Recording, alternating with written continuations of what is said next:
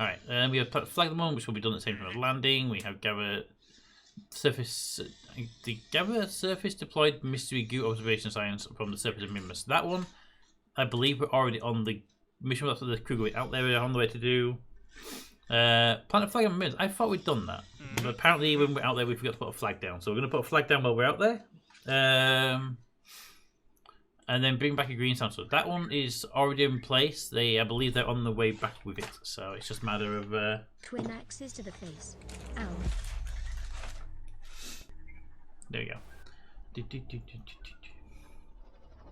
Alright, any other missions we can pay attention to here, though? Don't want to move space stations. Move no. Investigate malfunctioning satellites. They're always fun, as in not.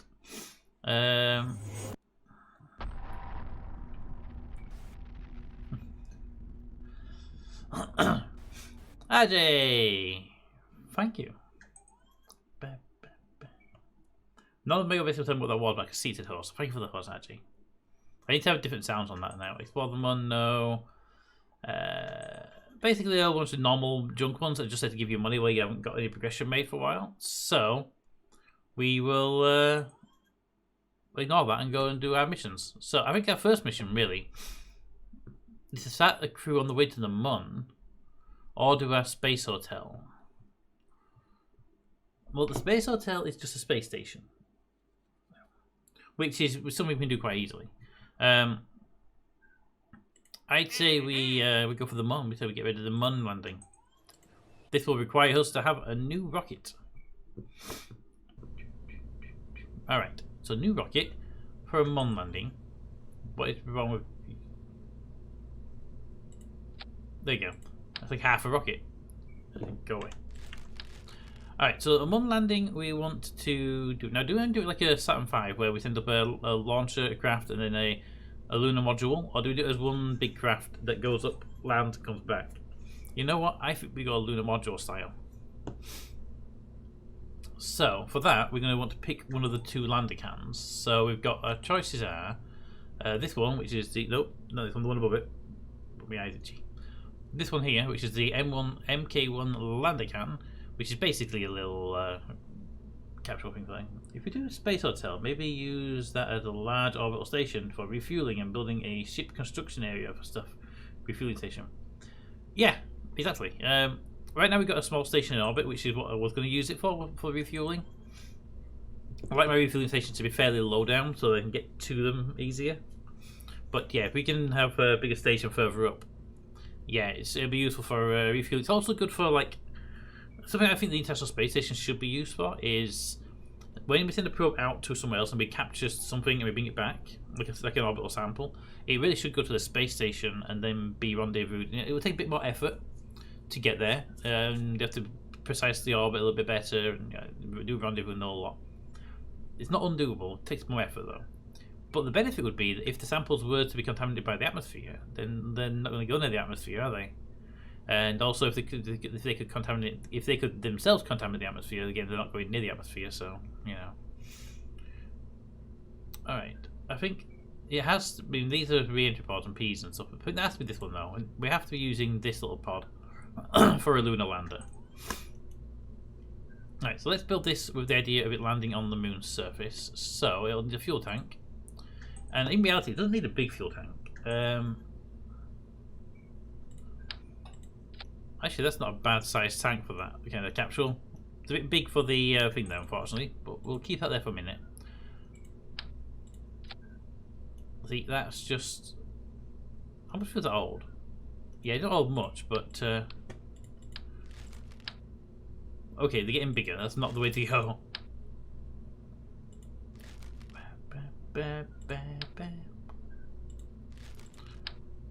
Yeah, that looks better, right? It's not what we're after. We want to land on the Mun, not take it to Minimus and then land on the Mun afterwards. Okay, I'm looking for something a bit like that, but maybe not quite as long as that.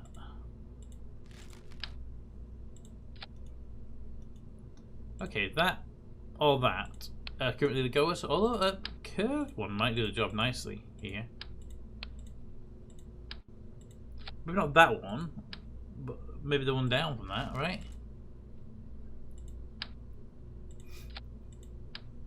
I want to make it something that actually looks half decent as well, but that's the problem with this game.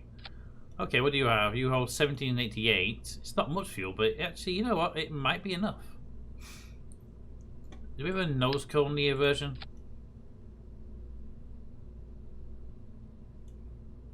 Yeah, I kind of like that one, to tell the truth. But no. It goes out of that. For now, we're going to stick with that fuel tank and just see what we can do with it. Where's my fuel my engines? I will need a super efficient engine for this. Terrier. I think it has to be the Terrier. Although I would like the range, but I don't seem to have it yet. That's the only issue. Terrier can go there then, like that. And we can probably then flip that over, maybe. See, I like the window to be usable. That's the problem. How about we? How about we do that?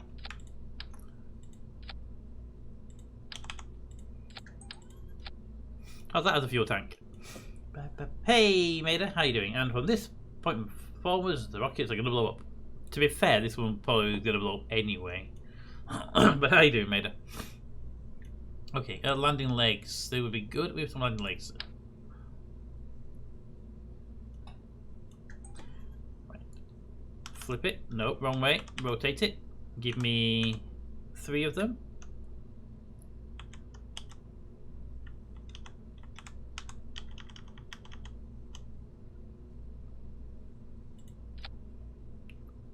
That will do quite well, although I would prefer them if they were at least in a slightly the right position.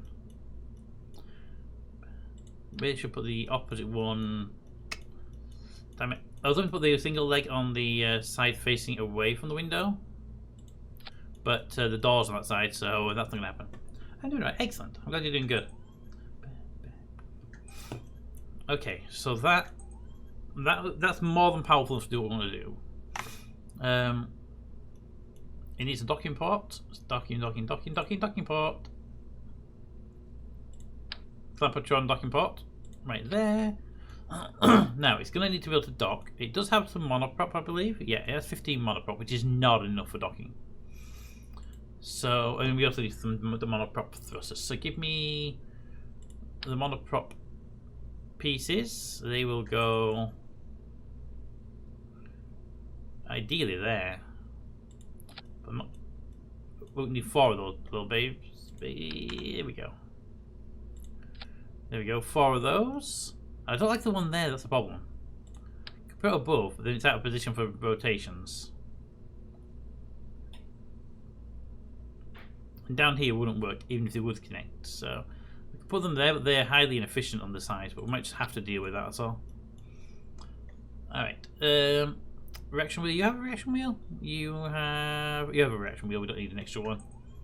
And then we come in and we say we need more RCS tanks. We won't need 4 more. Just 2 should do it just nicely. Pop those 2 right there. That should be more than enough monoprop because they hold 20 each. Yes, more than enough monoprop for docking back again. All right. I think we have our lander.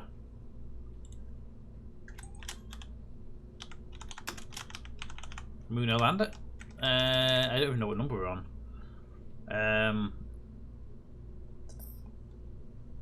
020. Is it 20? I don't know, but open up this screen would cancel it. What are we on? What are we actually on? We are actually on. We're on 21. Alright, you delete. Cancel. You are 21. We're so close. Alright, let's give this a quick check out on its center of mass. Where are they? Over here? Center of mass. And we will have burnt off all of the first tank. And probably half of the other tank. Maybe 3/4 of it. So it puts center of mass there. It means these are way too high. They then do need to be about there. Okay, that'll work. fill the tanks back up again, because that's something you have to remember.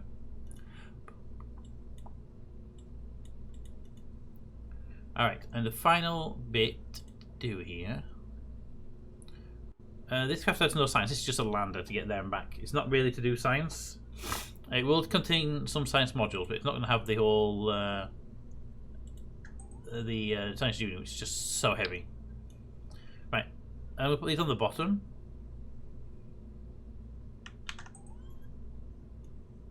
So that the Kerbal who's on the surface can do them.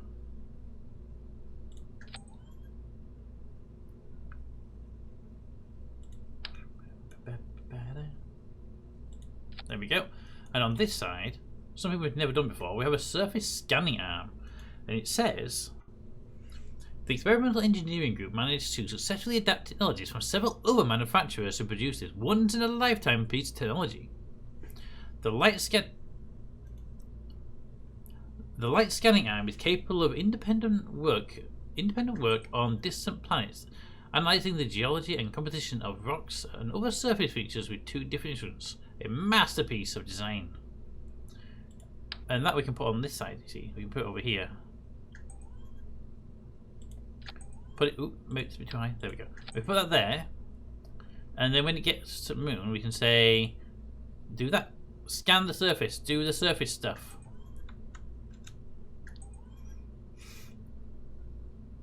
And that might work really well.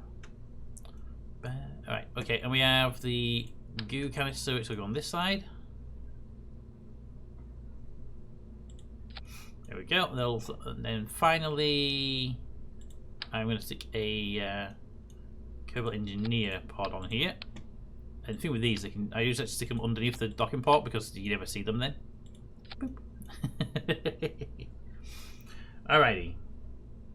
I think that is our lander pretty set. I think that'll work as a lander. We should send it out on a little test flight since it has a 1.686 capability. Let's send it out there as a test flight. It has no batteries. Just realised that would have been embarrassing. Should we start with like a massive array on side? No. Let's see. Put them here. 4 of those, so they're always in the sun. And then we'll need batteries. We can put one of these batteries. Oh, that's a teeny tiny one. We don't have the bigger one yet. Because I recommend a few of these, and actually with these, it's sometimes better to aim them out like that and push them in like that. Rotate them, and then you got docking alignment indicators. I mean, they're in the wrong place for that, right? Because they really should be here.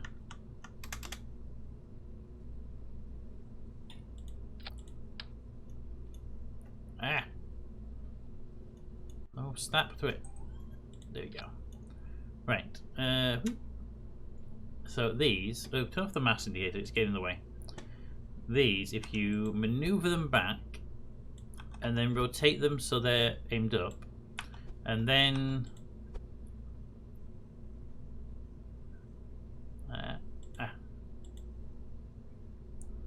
we grab one of them. I just want to grab one of the batteries. Damn it. I had one a second ago. There we go. And push it down.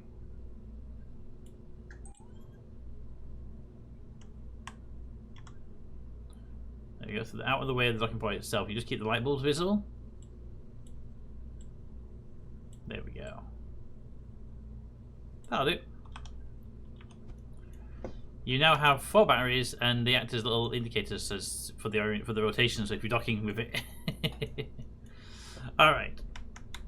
I mean, we didn't need the batteries in reality. The pods would have done just fine themselves. All right, let's get this lander tested. I'm going to drop a parachute on it, so our Kerbals don't die, because it's a Kerbal.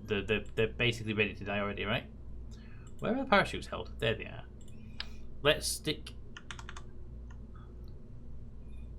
Because it's a Kerbal, let's stick the parachute on the bottom. No. Two parachutes just mounted there. And give me another stage. And we'll put the engine there and we can test fly this thing. Do we have a pilot to actually go in it? Engineer. I feel a pilot might be better. And if this works as expected, which it should do, we will mount this onto another craft, and that craft is how it will get to space. This is just a lander only. Is the sun coming up or going down? Going down. Okay, we'll wait till morning. Here we go. Alright, crew is in and ready. Engines are off. Off. SS is armed. Fuel up. Hey, Dixie, how you doing? How are things with yourself? Activate the engine. Begin throttle. Let's test this out. See if it can do its job. Alright, it's at maximum throttle right now. And it's not taking off. But it's not far off it. Landing gear away.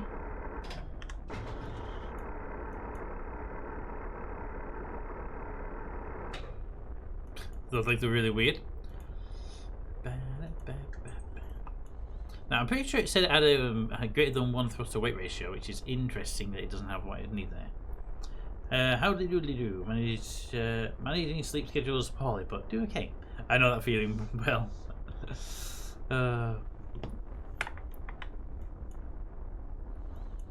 Okay, so the burn's been going on quite a long while, which means we should have, as long as it has the thrust weight to get up, to land on the moon, I feel that the fuel tanks will definitely hold out what we need it to do.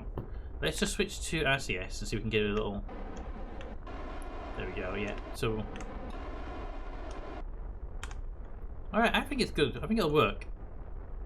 All right. Let's send it back to the lab, and we'll see what its thrust to weight ratio is on the Mun. But how you doing, Drixie? Drixie? Engineer. There we are. Right, so according to this, you have a thrust to weight ratio of 1.57. That means either something was blocking that, which might be this arm, or your thrust to weight ratio is not right. So let's try moving this arm. A better place for it, but everywhere sort of obscures something else now. How about we rotate it that way? There we go. And it's also 7.57 on the thrust to weight, so in theory that should have hovered at least. There we go. It wasn't it's atmospheric. Yeah, the 0.39, but the one I care about is the Mun. Okay. A 9.48 over the Mun. That should land with no problem. That should have no issues landing.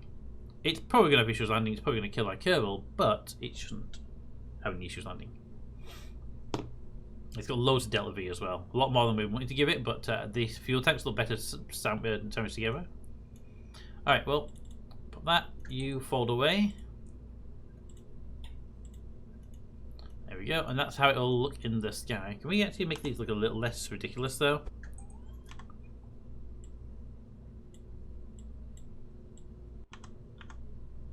Put them like they're straight, like that. Perfect. All right, save that craft. That's our Lunar Lander. Put you back over here. The sensor arms are very fragile. We've transited to distant worlds only to have them get busted on the last moment. Well, I've never brought one before, and I want to see what they're like. This is a manned craft, so it's not a required piece. But if they are that sensitive, then I'm probably going to break it. Because I have a habit of heavy landing, shall we say.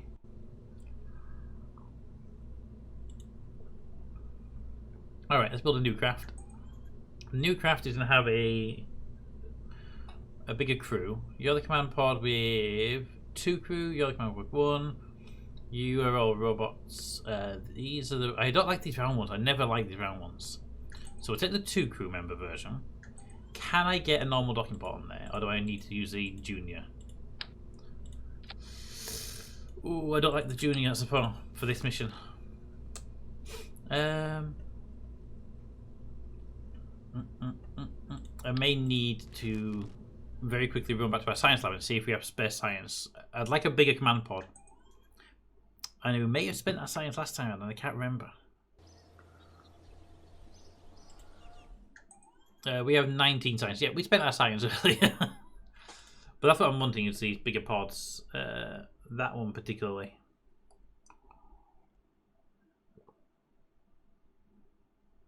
The moon excursion. I do feel that one's just a bit of a cop out for people who don't want to build their own capsules. All right, so we're not getting a new capsule to play with. So we just have to deal with the either that. We can't take them because they don't have docking port lock-ons. We can't really take the lander can because the lander can is not designed for re-entry. And the Mark II and the Mark I, basically the same. Okay. Well, we might just have to swap out the landers. Might have to swap out the landers docking port with a junior. Didn't really want to though. All right. Don't save. Load 21. Pop that docking port off and put a junior in its place. Ugh, it looks so bad. Ugh. Ugh. Save. Alright. New craft. I need to set that as the primary part, I think, for this to work as well. What button was it to change the route part? There we go. Reroute that part there. Save. New craft. Right, the new craft will have the Mark II command pod. It will have a junior port on top because the game hates me. Then we will add in a subassembly. Open, cancel, 022. Alright, you are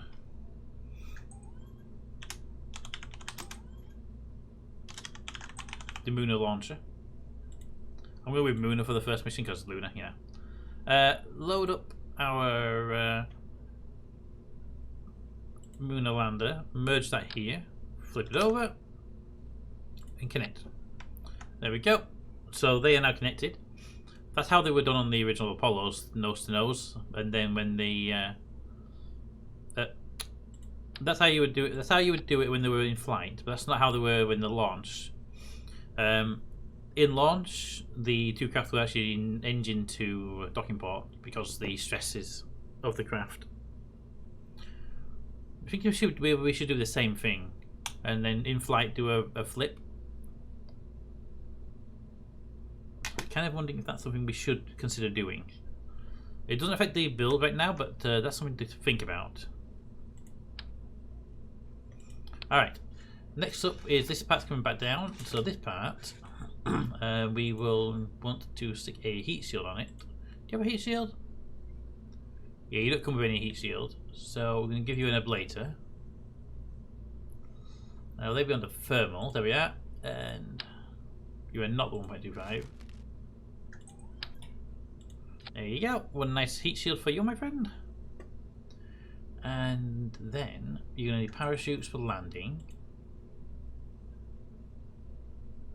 which are under utilities for some reason.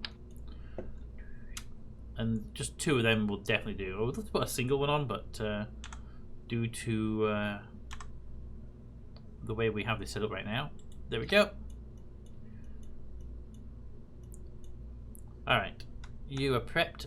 Next up is going to be a separator, and then we can get you some fuel.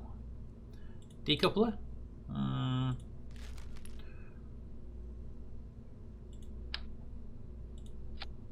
There we go. Alright, fuel tanks. Fuel tanks.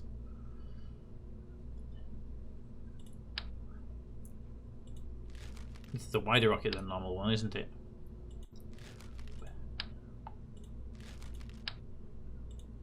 There we go. And we'll stick an engine on that really quickly.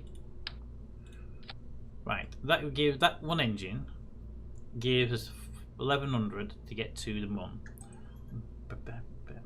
Give me fuel, give me fire, give me what I desire.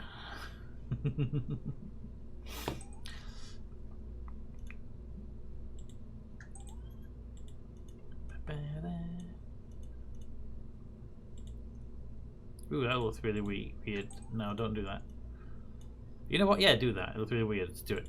There we go. That looks fine and safe, right?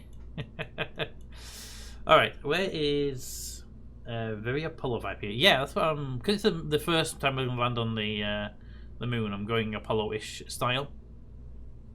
Might need more fuel here though. I need to check out the Delta V map in a minute. Although I think that's way more than we need.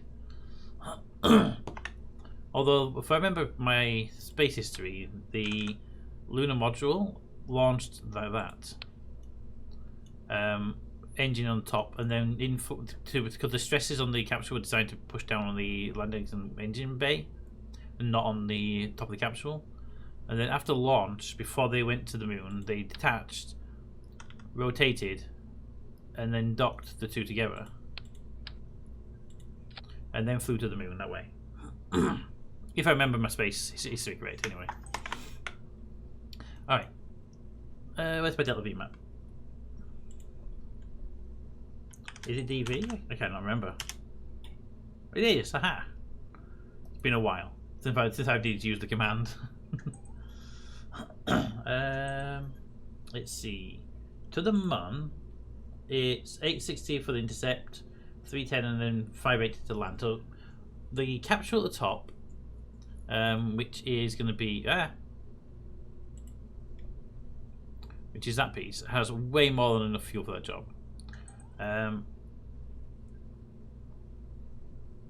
If I just save this a second, it's got to 1800 by itself, so it can do the 580 landing and the 580 takeoff and have excess fuel. So it's good. It has no issues with fuel for landing. Right, this one on the other hand, I need to drain the fuel. I need to 288. I'm gonna need to drain the fuel from here. Can I? If I just lock these off, will it affect the? Yes. I need to lock these off so that they won't get counted in the Delta V, but they will be counted in the weight because this has to push all the way out there. Alright, switch back to the chat so I can see what's happening over there. I think you're right there. Hey. Does our lander have a little rover thing attached? It does not, and we don't have right now we don't have the rover wheels, I don't think. We should have a look for later though, and definitely look at building a second one. Should definitely have it. Alright, so that one there, this is already in space. This is 1200. What was the DV to get there was 860 plus 310 to get to the Mun, and then that again to come back. So that's not enough to get there and back. If I remember that correctly, if I'm reading that correctly. Because we need 860 to get out to the Mun, we need 310 to circularize, then we need a 310 to break orbit, and probably something like an additional 100 or something like that to hit Atmo on the way back. So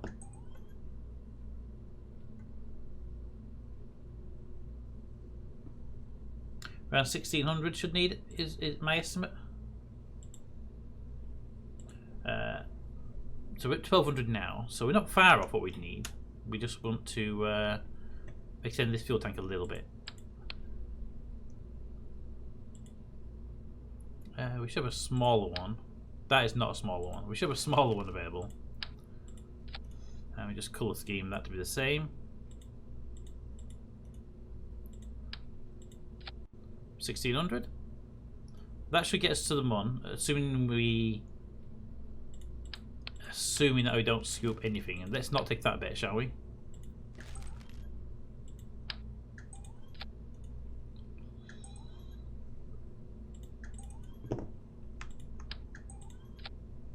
Is that going to be too much fuel? So it's going to do it. This will do a burn in atmo just to do the final atmo circularization.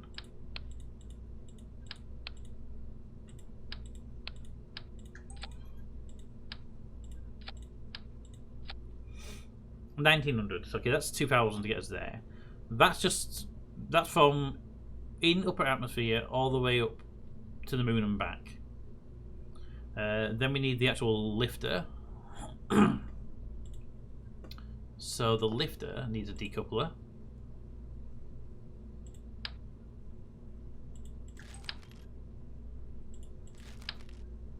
There we go. Right, okay, so now we need a lifter. And we need to put a fairing on here as well. I forgot about that. The fairing would be on this side of the thing. Aerodynamics. No, aerodynamics. It's not thermal. You're under payload, okay. Okay.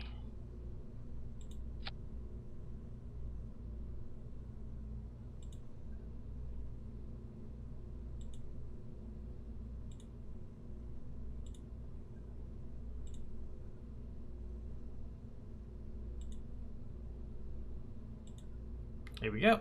One fairing. Alright.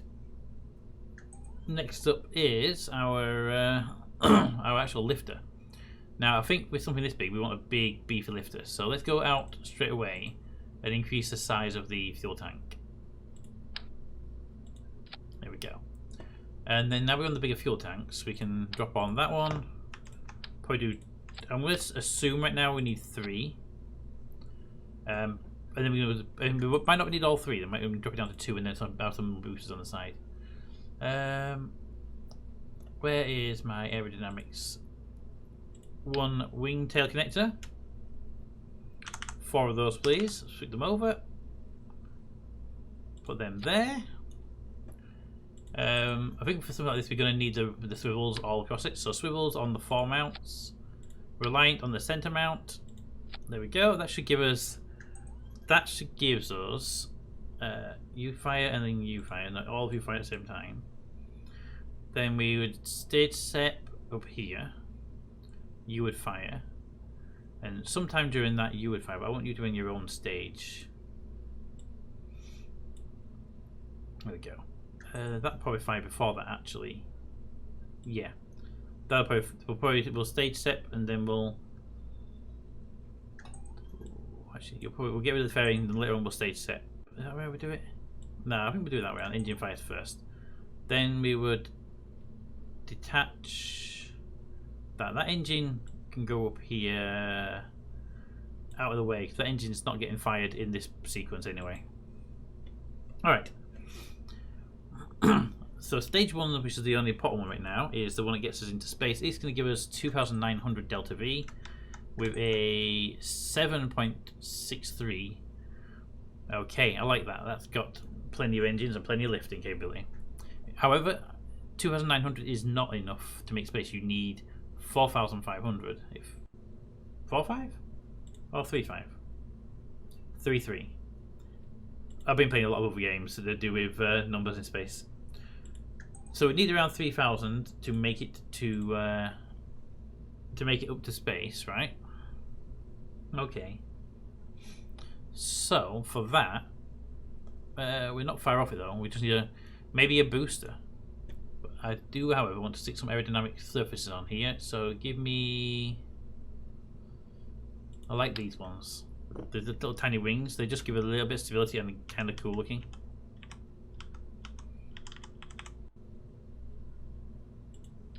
There we go. Alright, so we need a couple of boosters, nothing major, just something to lift this up into a nice space. So give me decouplers.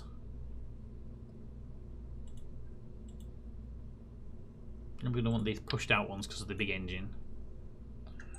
I think we're going to go with 2 boosters on this. We won't need that many. We just need to add in about 500 to 1,000.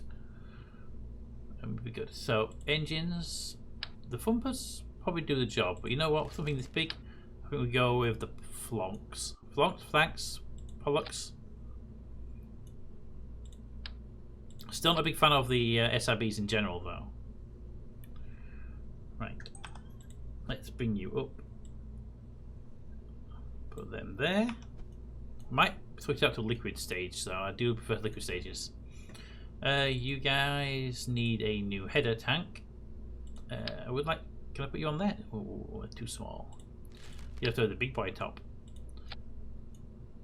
Let's not.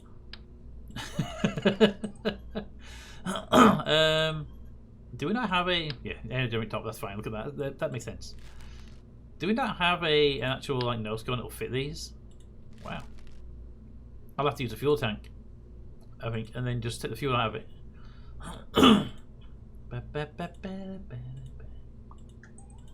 Unless we have anything in any of these, but I don't think we do.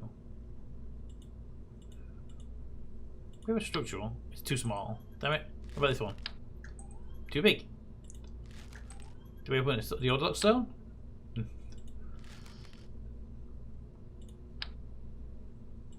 Nope. Okay. Fuel tank it'll have to be. We use a fuel tank. That one? Too big. Perfect. Take all the fuel out of the tanks because these are purely for aerodynamics and nothing to do with this. Then we'll go back to the nose cones. Ugh. Wrong one. That one. There we go. Then you need to be on that art scheme. Alright. It's not looking horrible. Nose cones! The bane of our existence in the mid-game. I know, right? Fuel lines connecting excess fuel tanks to the main stages. Good point. We could put fuel back in those and we could use that, can't we? Never thought about that. Good point. Extra fuel never hurts. Never hurts to have extra fuel. Right. Take it from there. Feed it into there. Ah, almost perfect. In fact, it is perfect. It's just below the adapter line. Aha. Else might want to make sure those are empty. Yeah, I did empty them.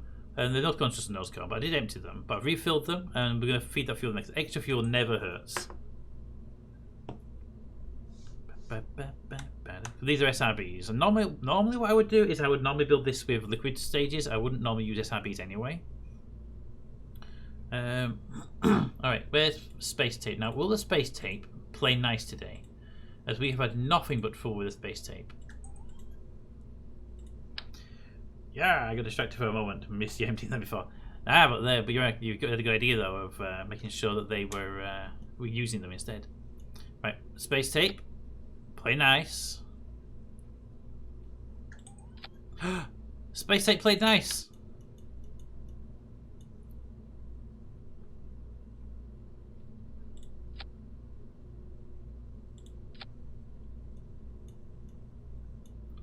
Hi. Wrong way.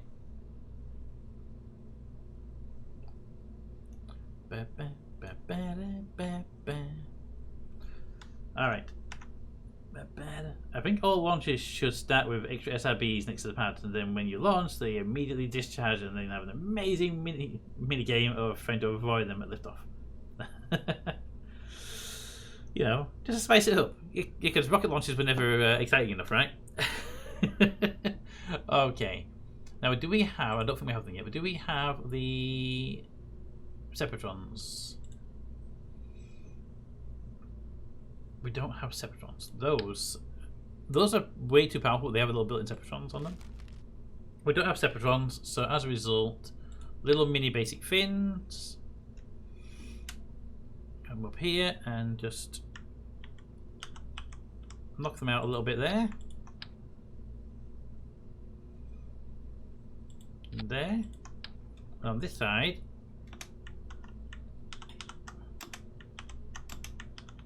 two notches. There we go, and that should make them pull away from the craft the moment we jettison them. As long as there's atmo around, they will be pulled away by aerodynamic forces. Although I am being yelled at by the pad that we have exceeded the mass And I want this craft to be as big as it is, so I'm going to say screw it and go buy the bigger pad in a moment. But yeah.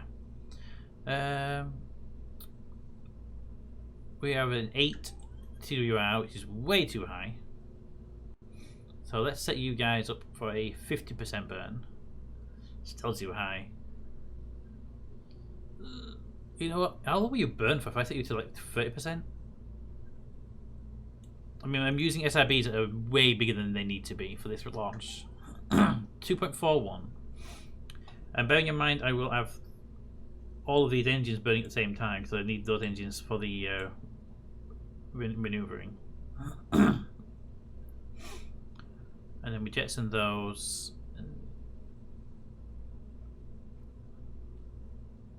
Can I say all stages, please? So according to this, these will burn longer than these will burn. Put you up there for a minute.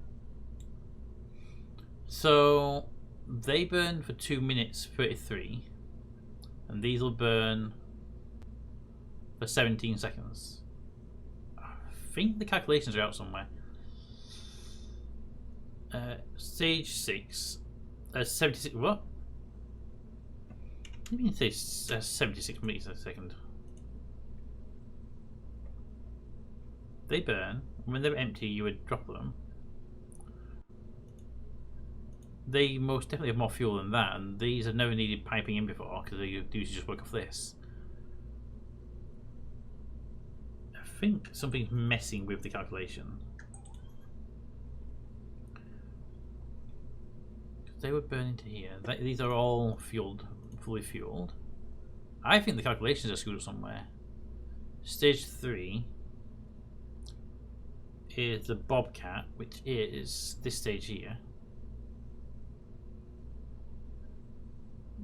And the SRBs have that, yeah.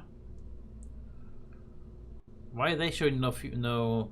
Why are they showing nothing? I mean, that one there definitely shows something. It's on the actual tank itself. Bop, bop. It still thinks they have no fuel in them.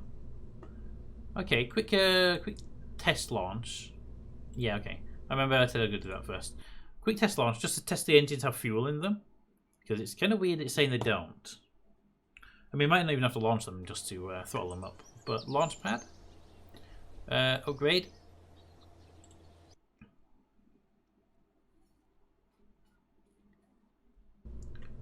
Alright. Put it on the pad. Let's just see. Ooh, before we put it on the pad, let's put some stability standards on this one. This one's going to need them. With ground button.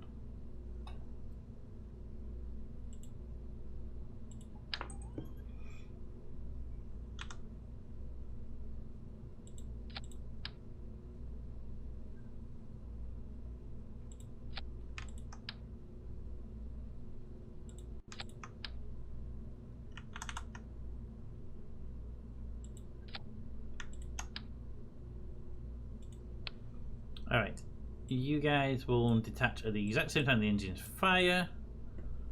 Boop, boop, boop. Put it on the pad. Let's just take a look at the fuel tank status, because it's saying no fuel in those engines, and I don't believe it.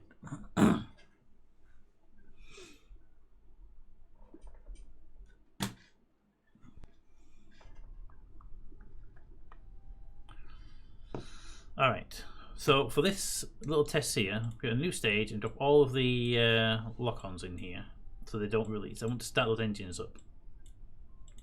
Throttle down, engine start, fuel tanks.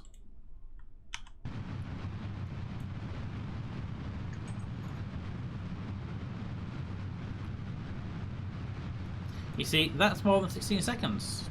Definitely more than 16 seconds.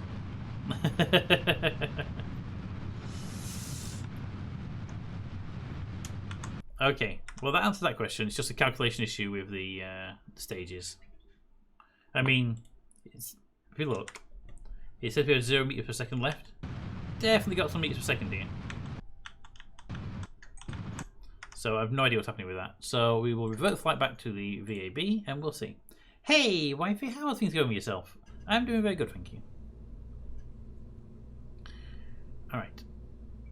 So that I don't know what's happening with that. That's just being screwy.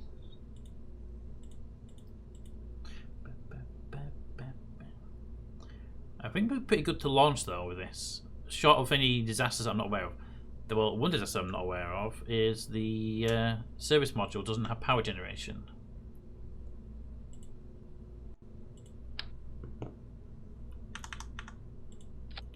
There we go. And that'll do fine. You already have power generation. I think everybody's okay now. You have some monoprop in there. Nope, you don't.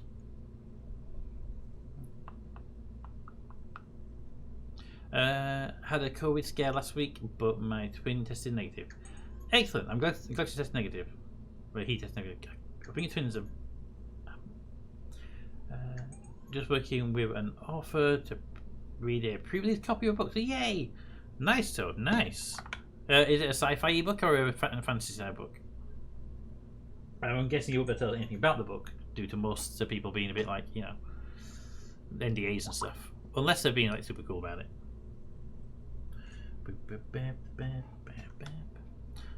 So I say we give this thing a test launch. Now we do have in here our Kerbal. So we need an abort sequence. Actions. Abort. Now the abort action will be you guys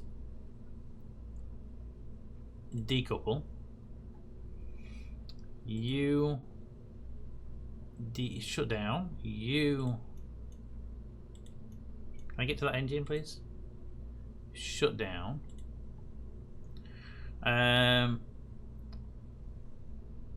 Then you shut down just in case you're operating. And then that one there will deploy. That one will also decouple. And that one will undock / decouple. That abort sequence basically disconnects all the craft and leaves this free floating, but also leaves the other parts with no thrust. So in theory, it makes us safe. Now we don't have any SRBs, Inceptions on this to pull this to safety right now, but it's a starting point, right? Do that. Kerbal. Alright, we need 2 crew members, and I don't really want an engineer and a pilot. I want a pilot and a scientist. Because we are going to be doing some science on the mod, and I would prefer a scientist to do it. Where are we?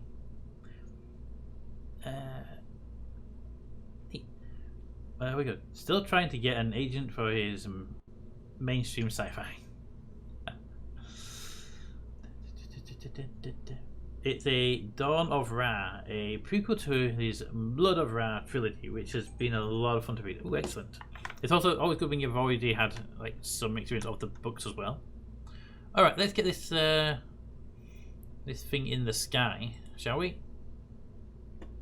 Boop boop boop. Make sure the right crew's on board. Because I just check them. We have a pilot. We have a scientist. All right, let's. You would like. The SRB should also light now. Well, at this point, no longer a test vehicle. The Lunar Launcher is getting ready for the liftoff. Prepare for rolls and flips and backflips. The book releases on 5th of December, so just a few more days. Excellent.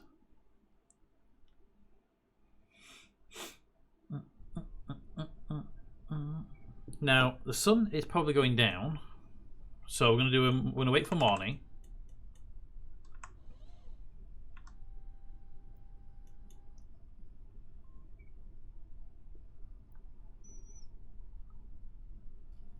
There it comes. Sun's coming up slowly. And the morning launch. There we go. Okay. Now with the F8 for a quick save. There we go. F5. Alright, we have the rocket ready on pad. We have our moon is there. We've already been to the moon once, so we just need to get this thing into space. And last time we went there, it was an orbit only, and it was robotic. We haven't sent anything to the surface at all, so this is going to be the first thing to hit the surface. Hopefully, it'll leave the surface as well. Let's touch that moon. The original book was 99 cents on Amazon. The one in bestseller. Cool. Alright. SAS active. Fuel set out. We have. Ooh. Ooh. We have an expensive stage. Let's get stage recovery running on this thing. Utilities, parachutes.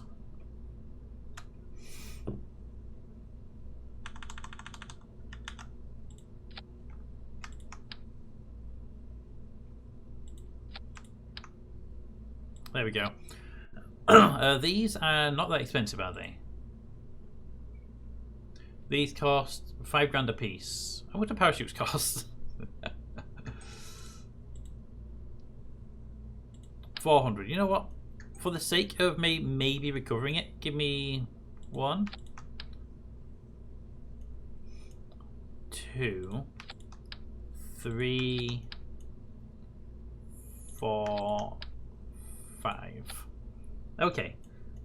We may be able to recover the parachutes, so it's worth the stages. It's worth a shot. Now it's going to put all these into a stage that we never ever touch. Yeah, notice all the parachutes at the bottom. So my reviews are actual reviews, are not paid content. I'd recommend them. They were a lot of fun. I've enjoyed the book so far. I've read that you recommended the spacey ones, sci-fi ones, but I haven't read all of them yet. So, all right, let's get these parachutes set up. So these parachutes on the boosters. Put that there, so it's in the yeah. So those ones in the boosters, they need to be on at the same time they jettison there.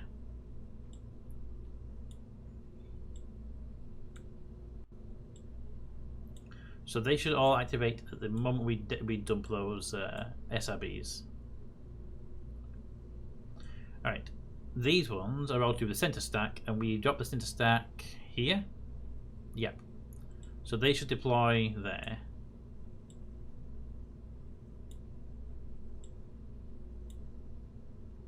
Nope. Put them in the wrong one. Damn it. It all moved. That one. Okay. Go away. So that should work. In theory, that would give us stuff. So for those who don't know, we are running a mod called Stage Recovery.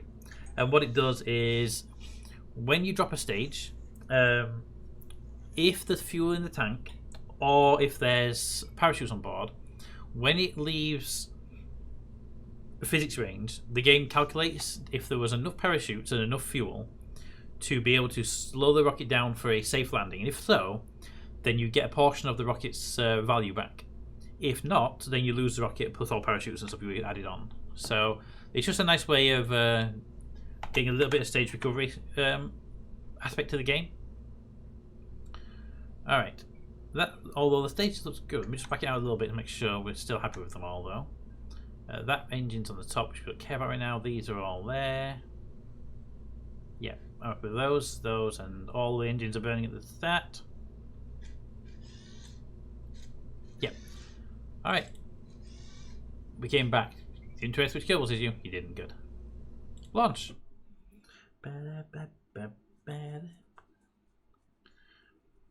This is a way bigger than it needs to be rocket, but you know, we haven't done a way bigger than it needs to do rocket yet. We've always gone small rockets, so I feel it's time for a ridiculous one that will probably fail.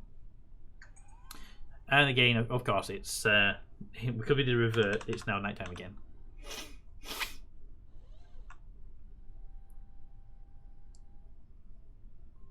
Come on, daytime.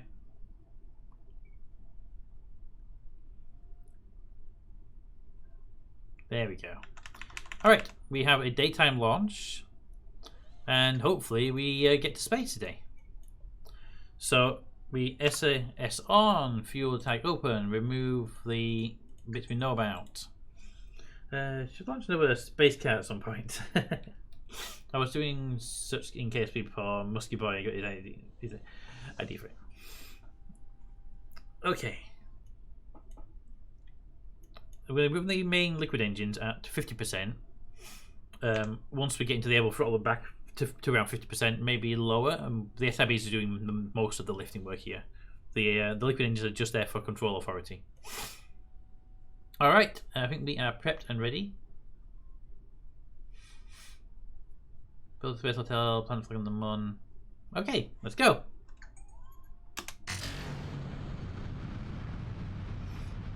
I'm going to argue that that isn't what I asked for. Is the game okay? Is the game okay? We had like 7 TWR. We have a 5.7 TWR. That should have gone up. I think there's a glitch with the engines. Let me try something really quickly. Let's take the Mun probe really quickly.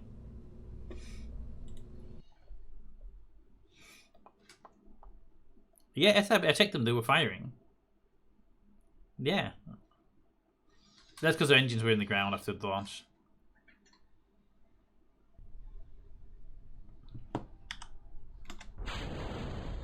Now this craft we know flew. There we go. So, there's nothing wrong with the flight model. The flight models are working fine. Let's do the staging again then on the big crafting, just in case something wasn't right, but I didn't notice.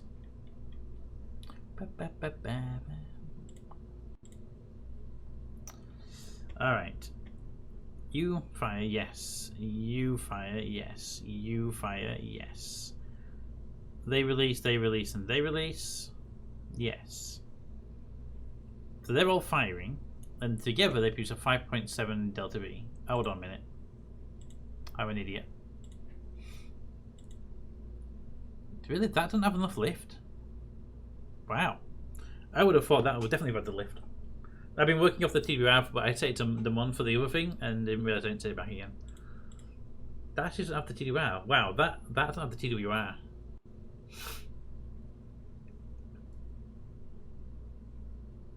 How does that not have TWR? Let's remove the SRBs for a second. Without the SRBs? Oh, okay. I get it.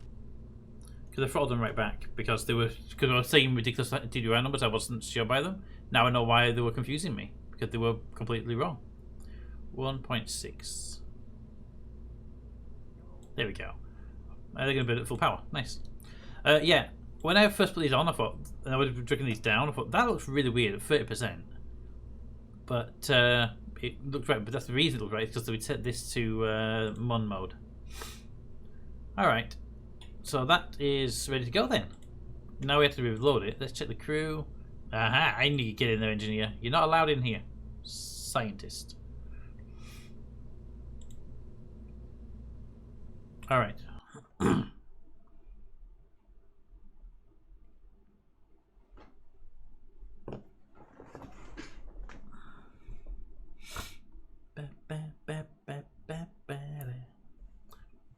I was kind of confused by that. It's like, you're a big rocket. Why these SPs are not that powerful?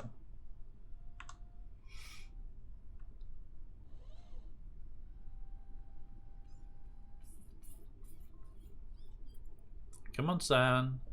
Right. And there it is. Alright. Let's get you into space. Full throttle. SAS on. Clear down the alerts. Switch to fuel mode, which I would love to be on, and switch you over to orbital mode. And we're good.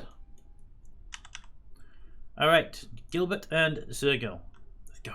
There was a DJ that got on the board. Good catch. We could have missed that launch. Oh, blown up. It's a DJ with a blown up. Alright, let's hope this thing actually gets into space.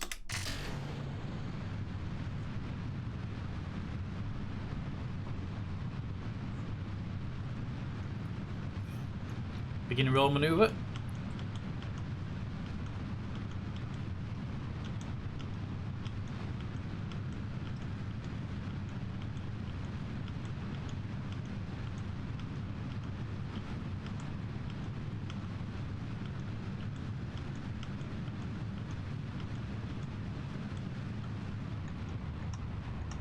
Slowing down.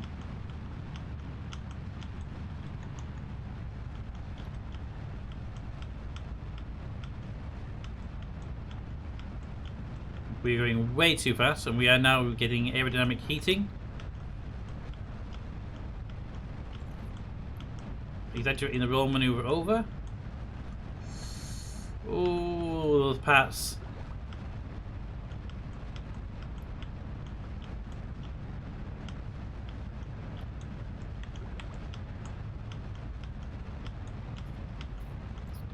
Preparing to jettison.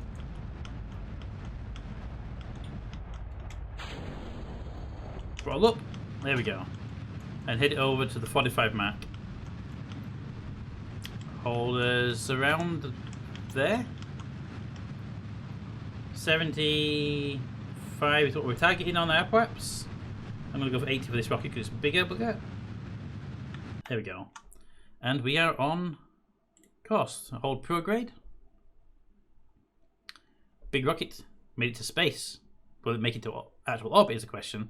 This needs to be dropped before we actually hit orbit though. I think we've got a lot more fuel than we needed, which is good.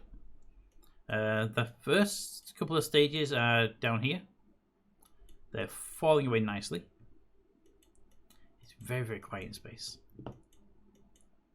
Although Kerbal's music seems to have stopped, which is why I have my own music running. I'll have to check to see if it's actually running. We have it set to a apoapse of 80 kilometers, so let's just time warp up there a little bit, shall we? Right, we're actually at the point where we could do a fairing removal. So I'll bring the fairings down to here.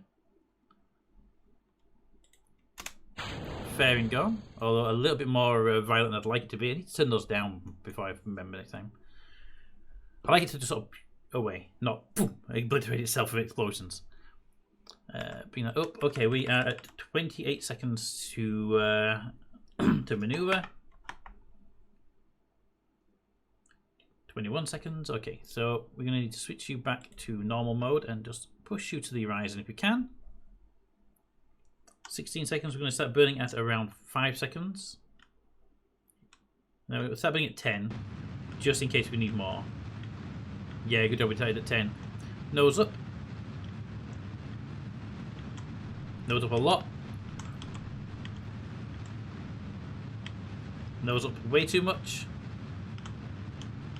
There we go. Okay, we gained the second. We nose down a bit. We keep it around 3 seconds if we can. 2 seconds. Okay. 1 second. Back up again.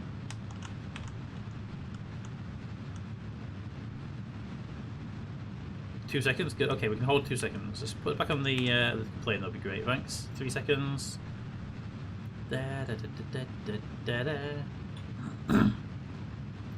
we go. 7 seconds. Put it back down to the ball. Hopefully that will behave itself now.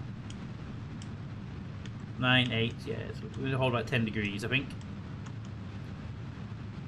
Ooh, less than 10 degrees. Nice. 400k below the surface. On the prograde. Oh, there we go. 15, 40, hold there. Detach. Activate engine. Begin throttle up. And there we go. We are in orbit, and that part of the craft will be heading down to the surface. Bye. Alright, we are fully prepped for a moon transfer. Now to figure out where the moon is. The first 2 stages, on the other hand, they did get recovered. We got 78% back on the 2 boosters that we launched. So we got back, we got 4.5 grand back, well 4.7 thousand back, and it cost 6 grand to buy it. So we got a decent chunk back. When you consider that the SRB itself was worth 5 grand, that's well worth it. Termination velocity was 8.44, and we achieved terminal velocity less than 12 needed. Yeah, so we were good on that. And there's all the parts we recovered and how much they were worth as well. Cool. All right. Next thing, we got the 2 of those. So let's just grab both of those. Where is the Mun right now? It is literally behind us. So we're going to be burning around here. Okay, so let's just walk me to that point there, which is not far away, actually. Science alert, you alright there? Put you over here. I haven't seen you in a while. I hate when it puts you this far away from yourself. Aim prograde just to keep us on task for now. And you can see the parts of the craft are over here just slowly descending. Right, so the Mun shouldn't be far away over the horizon. It's going to be a few moments. So let's just, there we go. I'm not going to do the EVA reports right now, and not with the Mun launch. It's very, very close by.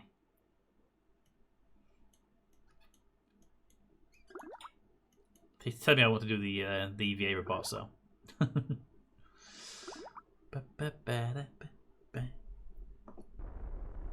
I keep forgetting that the music on button is also throttle the engine up button, which is kind of annoying. It's not the same button.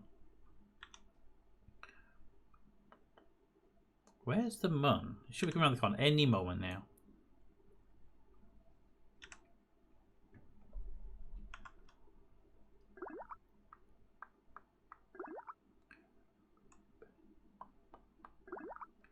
There it is.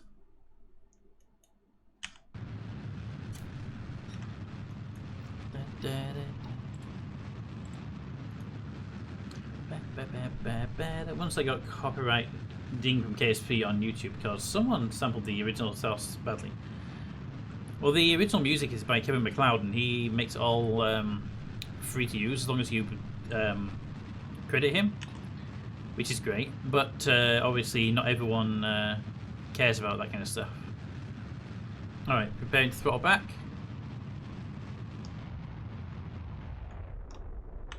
Hold there. What's our? That's actually a collision. It's not. That's not an orbit. Let's. There we go. We now have a periapse of 1 million.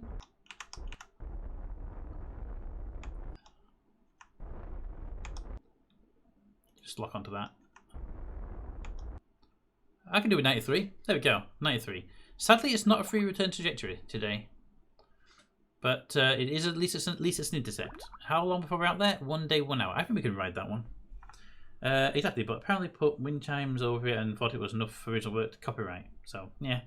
Yeah, then YouTube triggers it. How about that? I used a free tool to make some music a long while ago, and someone took one of the pieces of the free tool and put it into their own track, and then registered that with YouTube, and that triggered the same process. It was kind of BS. All right. Give me the EVA report. Get the EVA report, grab, and get back inside. There we go. Another one. Stop telling me about it.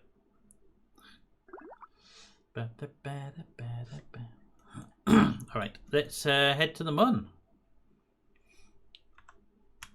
In fact, let's safeguard ourselves here. Shut that engine down.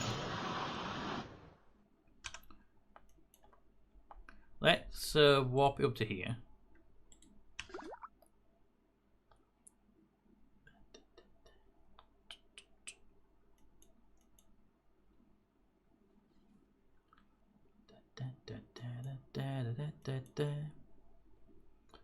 Right, if we can hold that location. Whee, the Mun. Hold that. Check the map really quickly. You are still a way away. You are still a way away. You're good. You don't need my attention just yet. This will be done long before they need my attention. Alright, so let's fly this in.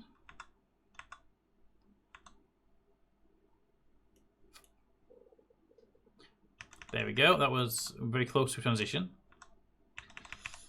We are now in Mun space. We're going to have a 93 kilometer high periapse. So bring us down.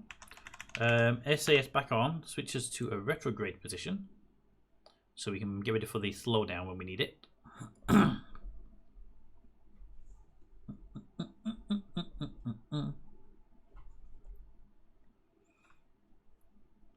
Bring us in.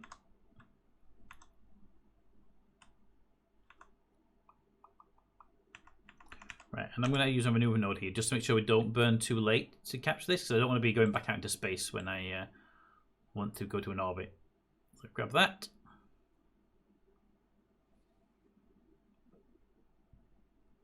Whoop. Swing around again.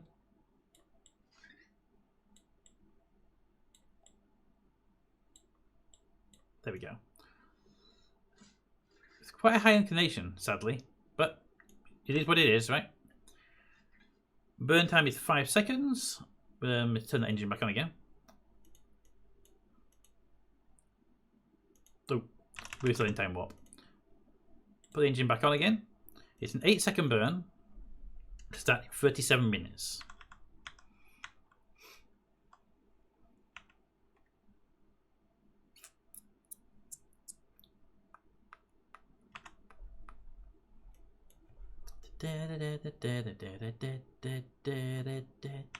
Whoop. Camera. You right there, camera. 1 minute 12 to burn. I need to put lights on the rockets.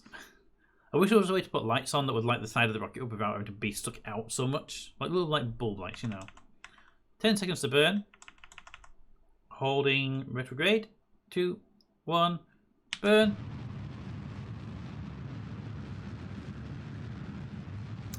Pilot got an upgrade, excellent. And boom. There we go. Clear that, and that should be an orbit. Woohoo!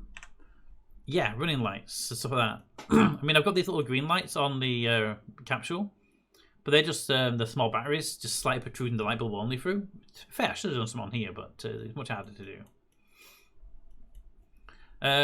I used to run a mod that put aviation lights on, which were the blinking lights and stuff, green and a red, so you had the left and the right and stuff like that.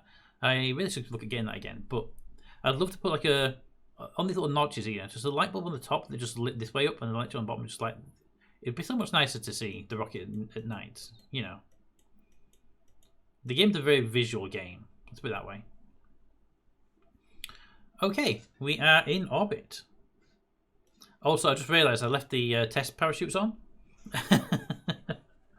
Well, they're there. They're not going to get used. They should have been removed before we launched, but nobody cares, right? They're there for emergency purposes, in case we have to land one person in the lander cam. Alright, let's see. I want to put this down on the ground in the daylight side, so we're going to be looking at a deorbit burn around the periaps over here. Now, quick question: does anyone know what the minimum safe orbit is on the Mun? Because I know I can get closer than 93 kilometers.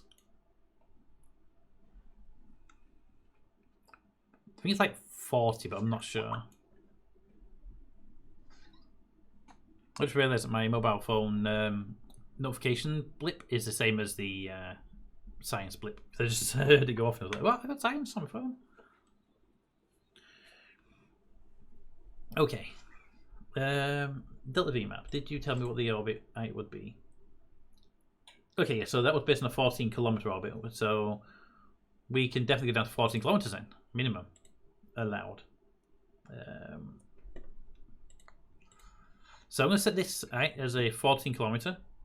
Well, I'm going to set it down to maybe 10 kilometer, and then we'll deem that as safe.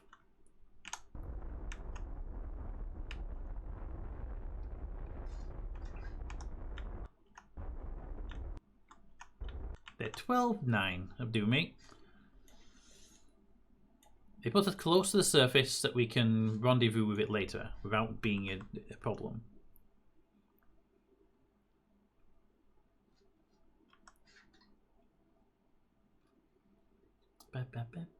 The lower the craft is. Whoa! Hello there, you lot. Yes, yes, yes, yes. You know what? Why not, right?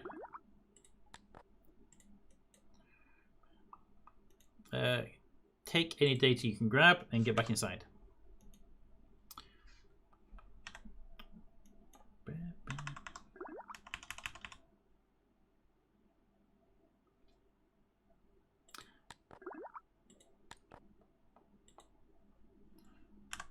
we go. Extra science is always worth it. Right, bring us down.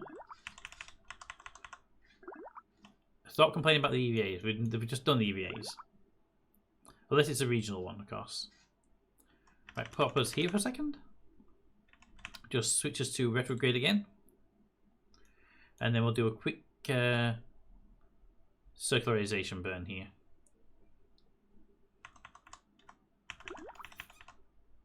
Yeah, I'm not doing that right now. I've got a little bit more to work on here.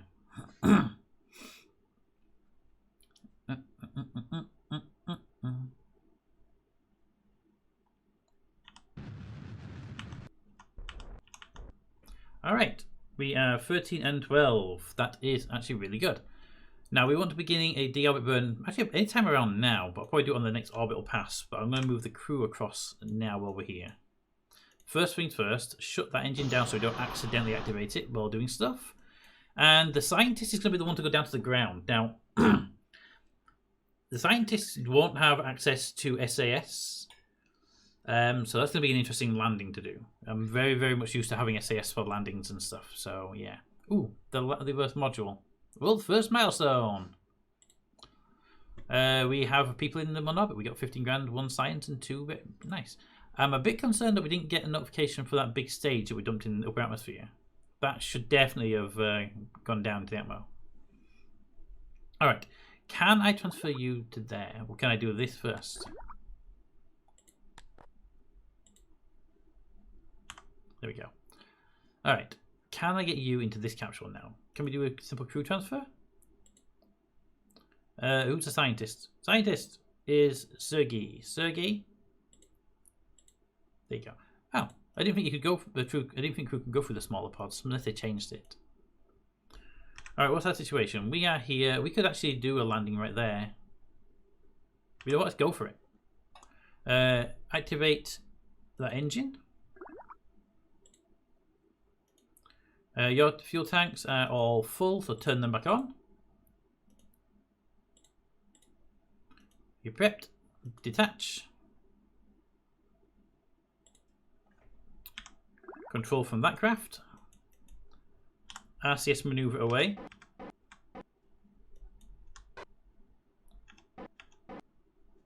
RCS off.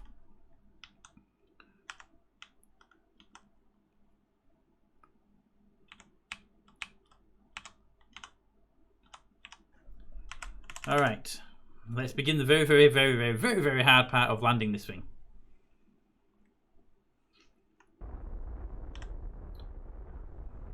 Let's do this.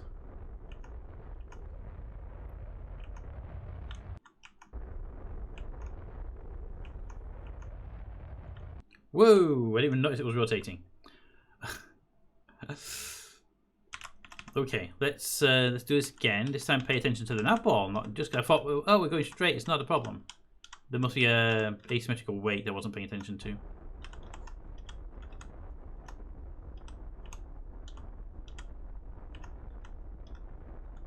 Yeah, there's definitely an asymmetrical weight I wasn't paying attention to there. All right, let's bring this down to the surface and hope we can actually land it. For safety, deploy those legs now, because I will forget to do them later. I will forget to do them later, so... Yeah, I'm not doing EVA right now, but we'll wait on that. Alright, let's give it a go, shall we? Oh yeah, there's an asymmetrical load here.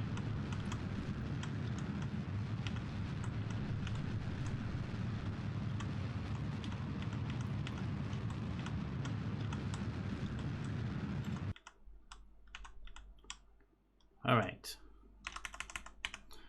Our landing is not far away. Ooh, where's that going to be? It's not going to be in the crater, is it? No, between the craters, over here. Doing this without SAS, to me, is very, very difficult. I'll do that again. It's probably going to put it in the crater, which is unfortunate.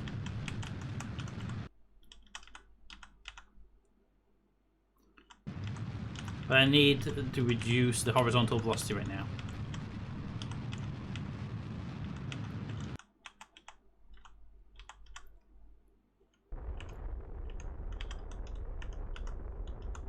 Come on, push it up the ball.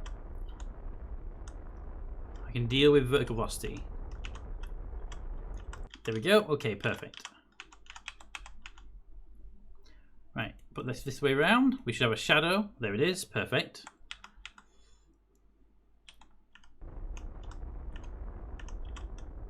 Beginning deceleration burn.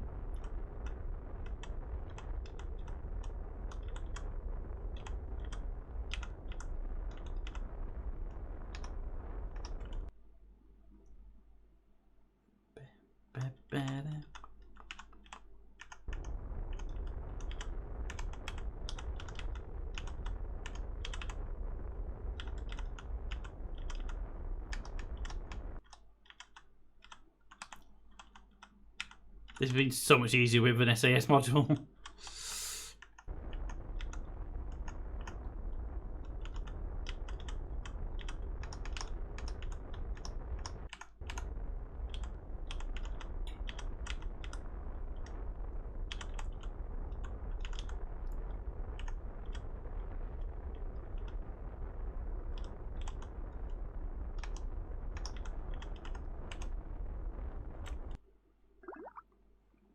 And we're down. Whew. Quickly safeguard the engine. But our scientists made it to the surface without dying immediately. Alright, give me a crew report. Get me an EVA report. Get me a disconnected Kerbal. Boop. Alright. Lights.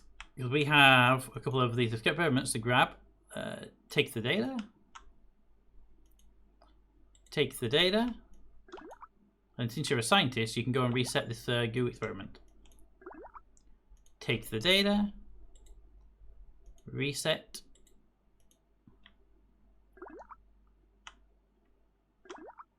Oh yeah, grab a surface sample.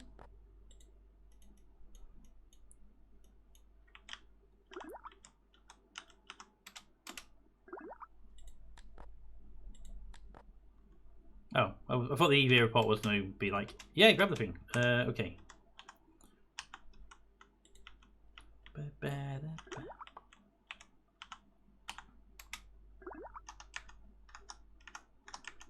EVA report. I can't do the EVA report, okay. I thought we could do the EVA report. But I have to get in there and dump it inside first before we can.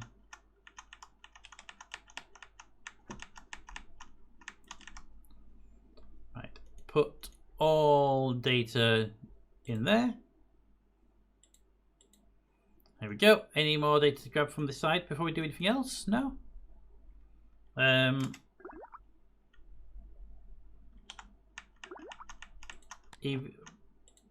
that. Alright. Turn that off. Just be. Bloop. Alright. Plant a flag. Yep, plant a flag. Plant a flag. We need a name for the flag. Toad? Drixie? A name for the site.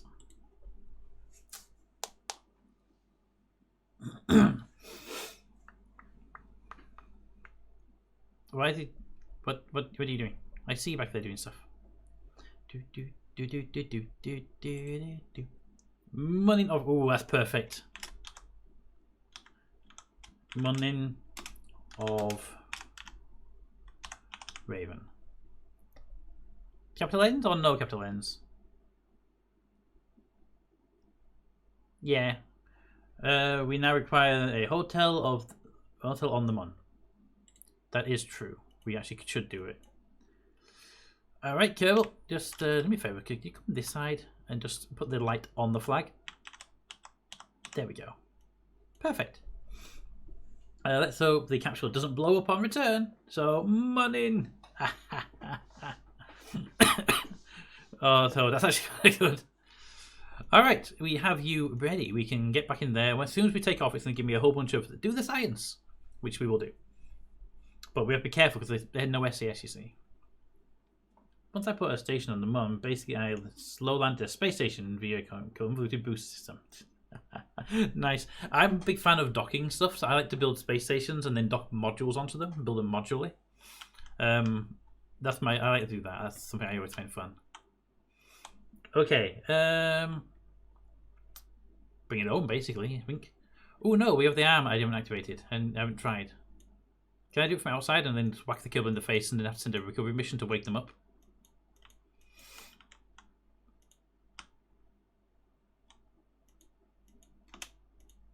Ow! Well, technically it worked, right? He knocked him unconscious.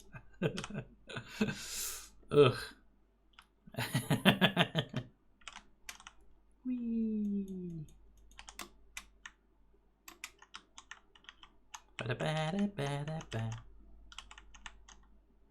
Alright, get on board. And there's a whole bunch of science to do here. Capture all science. And that one there. Retracted. Scan distance 2 meters, no targets in range. There's literally a ground down there. Literally the ground right there. I did rotate it. Maybe it's just being an idiot because I rotated it. It ended up on its side. Time to moonwalk. Think everything you do on the moon is a moonwalk, right? But we need to see if I can grab that science, so.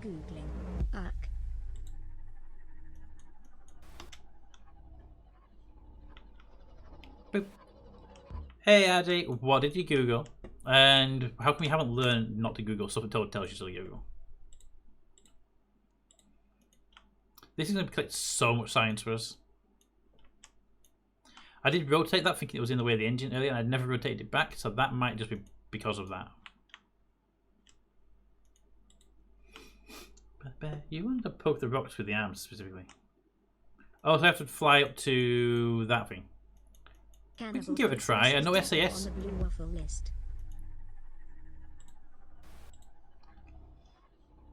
Let me cancel that. I don't need to cancel do more. I just want to grab the science one though.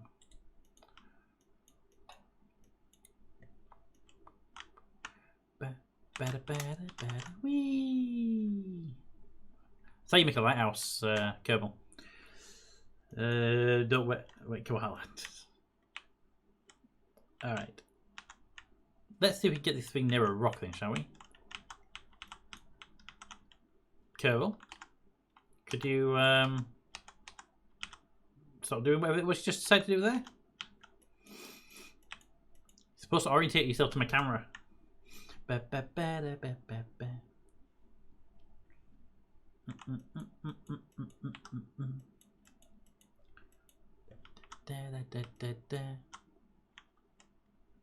Alright, try this again.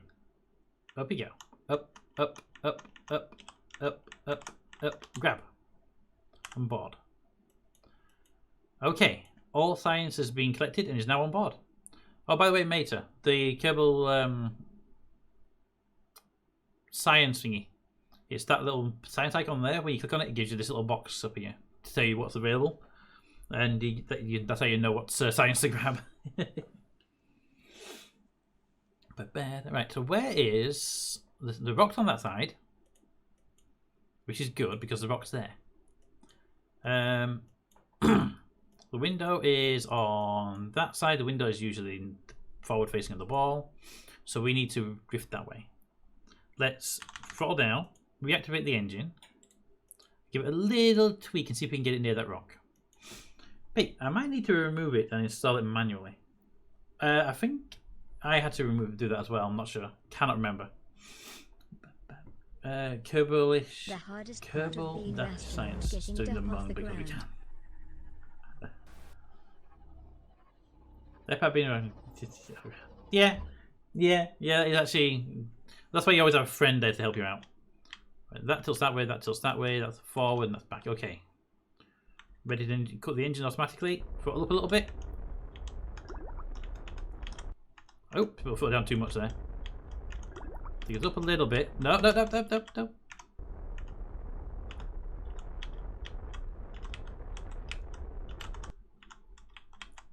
I'm hopping it because I don't have SAS. I'm really, really nervous about not having SAS.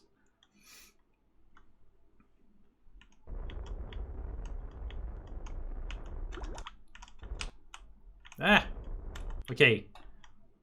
It wobbled itself then. I got a bit confused.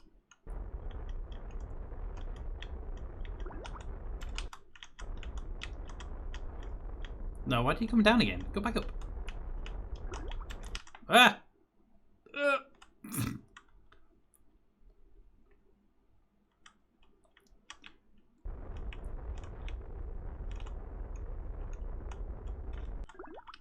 Okay, getting closer. I just had to rotate the arm back towards the rock, that's all.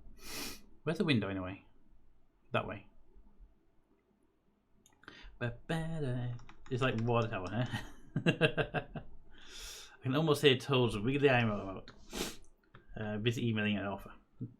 Yeah, Toad's having a book made. Something to do with cannibals and no stuff. No one can hear you say Tai Iemba.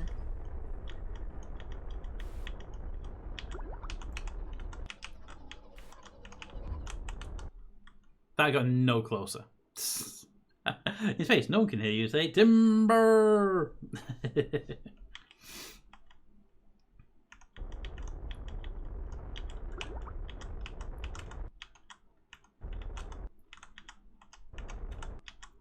Alright, that's got to be close enough to the rock, right? That's got to be within 2 meters. Damn you and your 2 meters. Save the game.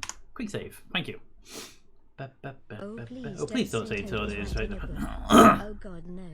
Please, no.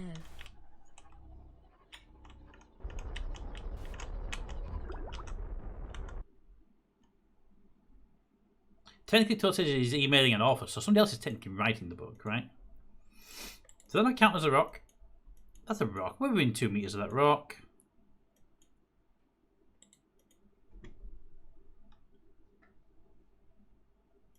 We're within range of that rock, right? Oh, for flex's sake.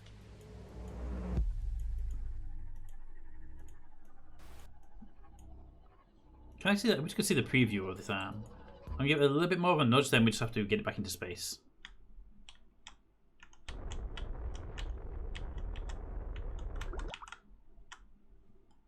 Alright.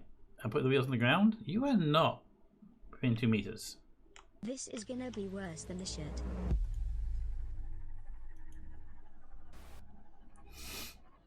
It's fine, RJ. Don't worry about it. Okay, that'll do that. Now, I want to get these science that's popping up all the time. I guess that's not the right type of rock. Yeah, and with this craft, with no SCS, I'm not going to try and fly around to all the little rocks and stuff around. I will build a better craft when I'm doing a pilot down, when I've got bigger capsules. Okay. So that arm, we'll do that arm next time. One thing I'm going to do here, though, if we can.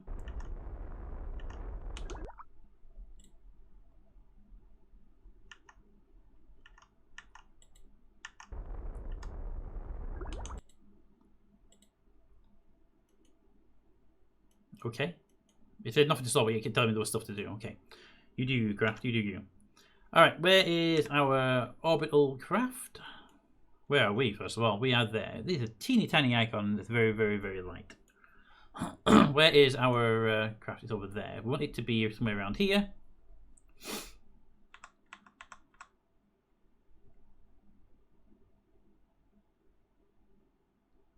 I want it to be somewhere around here, so we'd have to wait too long in space for the maneuver. That will do.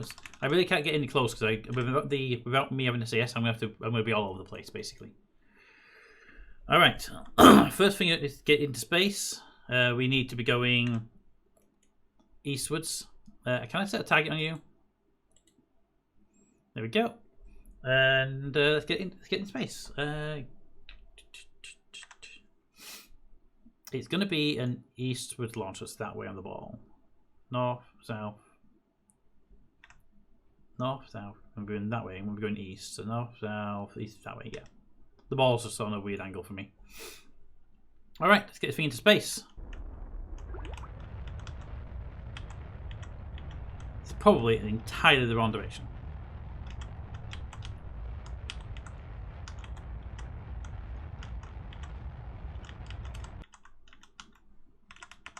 Are we going in the right direction? Nope. It's the wrong direction.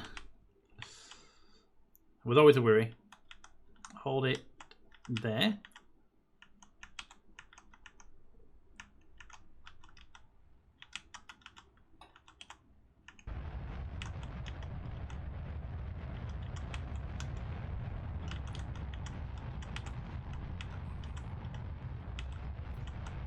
Push it more north.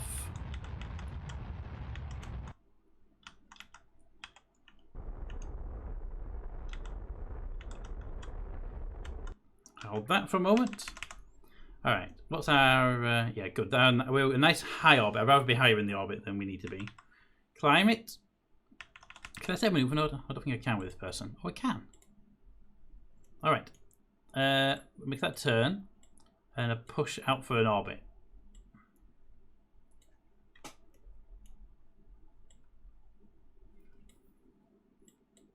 Right, and let's get at least the inclination close. And pull that back.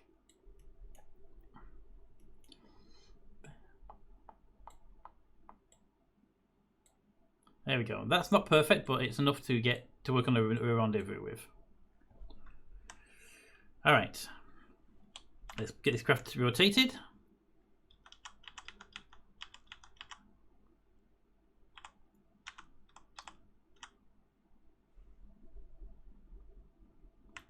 "19-second burn starting in 20 seconds. We're going to start burn a little bit early because I'm not going to full throttle this engine. I'm going to buy some tea. Bring me tomorrow. Hopefully have a better look this time than my previous goes. Alright, beginning burn.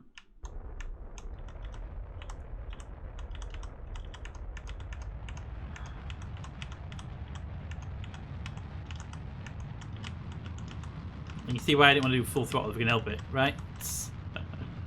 There we go. Now we can throttle a bit more.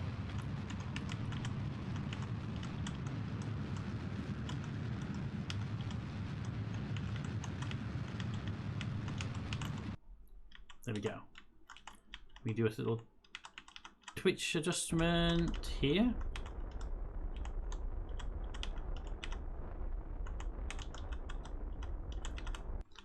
Halt. Quick check of our orbits. We are in an orbit and we have a rendezvous 38 kilometers away. Alright, now we can figure out where our friend is. There's our friend. Now,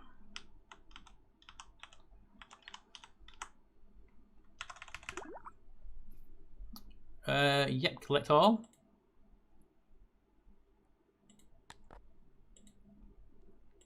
EVA report.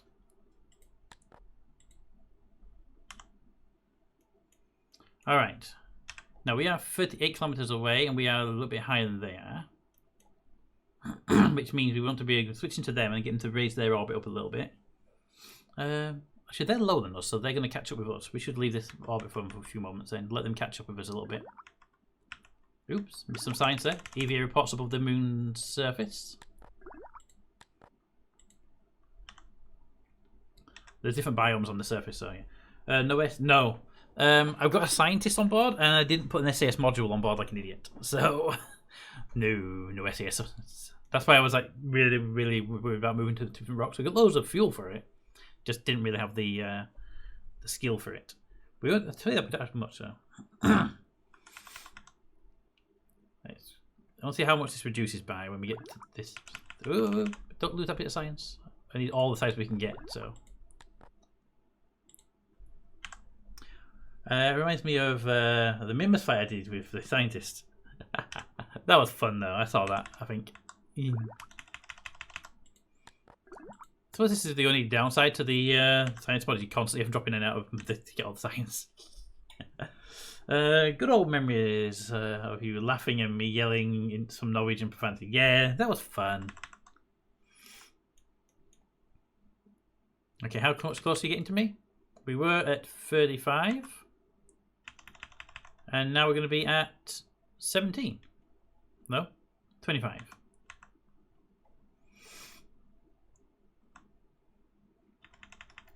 Okay.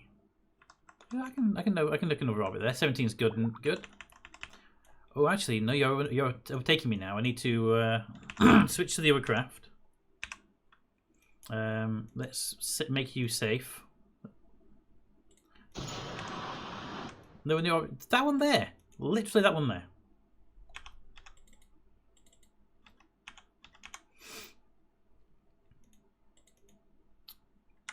Take me to the tracking station, and I need to get out of the Lunar Lander launcher.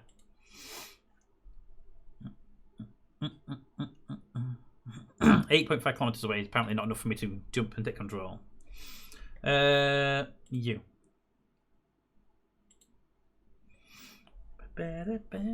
You have SAS and fuel, so we can use the main engine on this to get nearby, and then we'll use the RCS on the other one. Okay, let's reactivate your main engine and set that as a target. There we go. And we just need a slight boost in the orbit, I think. Just give me a prograde. I think a small bump in the orbit will do the job nicely here. How far away is our intercept? 25 kilometers.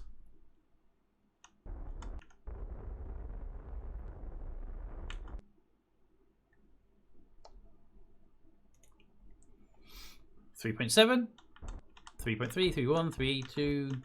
There we go. We're going to hold it 3 kilometers away from each other.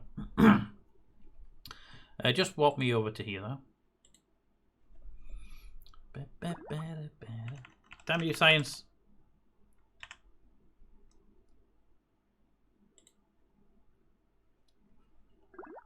Yeah, you.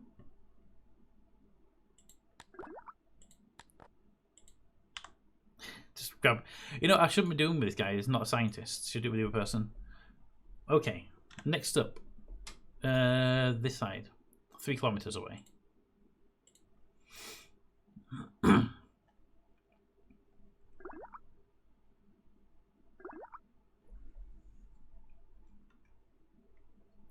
All right. 3 kilometers away is our peak over here. Now what I want to do is somewhere around here. I want to be at a maneuver node, and I want to see how far this is. 33 meters away. But if I were to slowly do this, 19. Is there an inclination difference? I mean, there is a slight inclination difference. Yeah, let's do an inclination alteration here.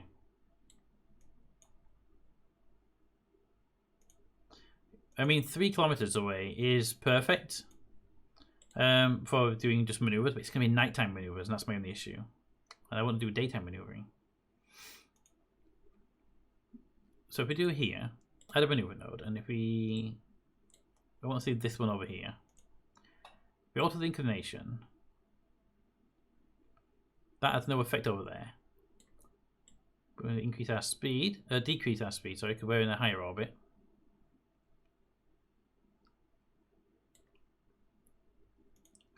$40.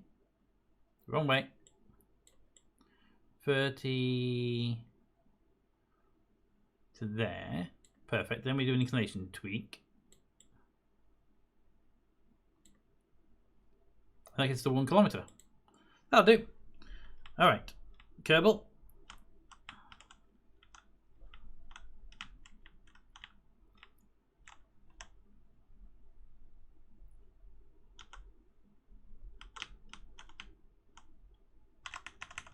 SAS on. You have target ability? No, you don't. Radials, normals, anti-normal vertigrades. Yeah, you don't have a maneuver node lock yet.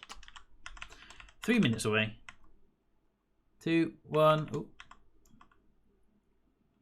It's a very, very short burn, but it'll do the job nicely. Hey, Yanni, how you doing? I'm doing very good, thanks. How are you feeling for yourself?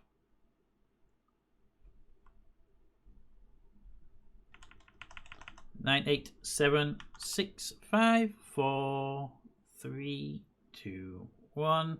Begin burn. There we go.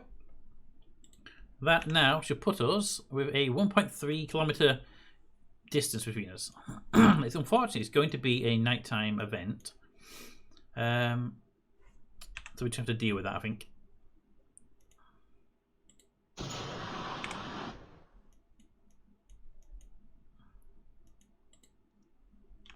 It doesn't deem that to be close enough. It's still confusing.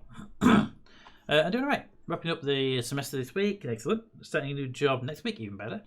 Excited because it's the highest paying job I've ever had. Cool. Now we've got to hop back. Oh, there we go. Have fun.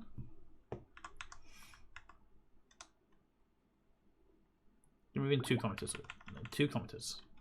Yay! And now you can do the EVA. Because you're the scientist. Alright. This is the problem. I don't want to do this at night. It is so dark this side of the moon.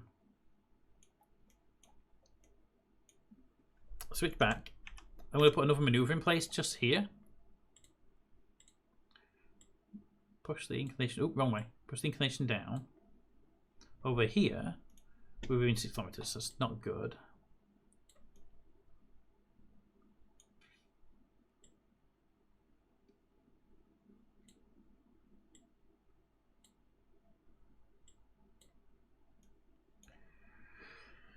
Cancel the maneuver node. Let's try this again. Maneuver node at this point. Do that slight alteration there. Then do that alteration there.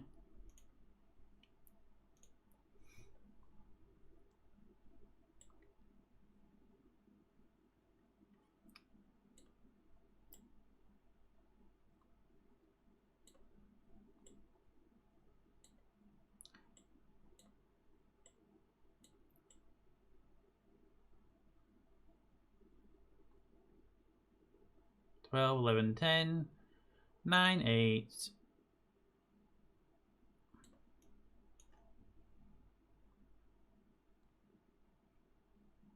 Basically, this is as close as we're going to get without something else. So, point me at the target.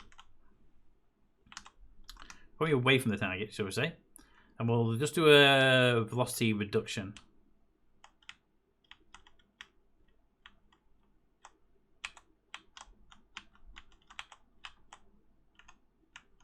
Oop, the engines are still turned off.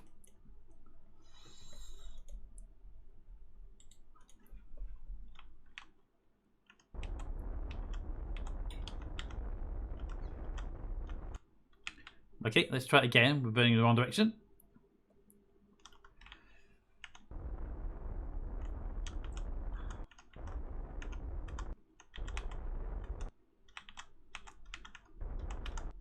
We're now 0.2 meters per second difference between us, which basically means we ain't getting closer or further away. So we should be able to hold relatively stable here until daytime. Whoop, we are burning away though.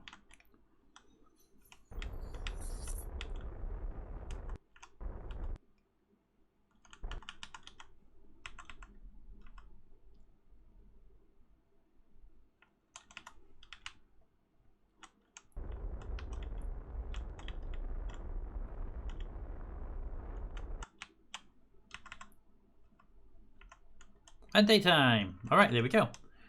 Alright, daytime. This is where we can actually use the main engines to get us a bit closer.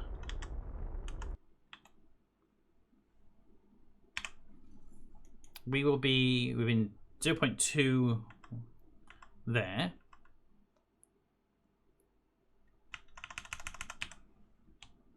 Flip it around. I need to, oop, there it is. I need to flip this around to the retro. Just cancel out our relative velocity, and then we can begin docking maneuver using the other craft. Lock onto retrograde, please.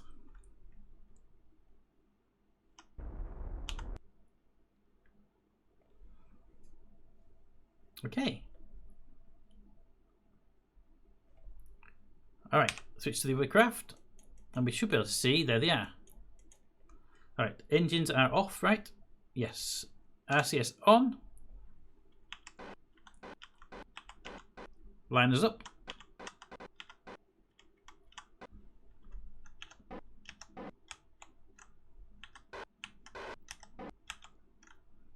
Trying to remember what controls do what now.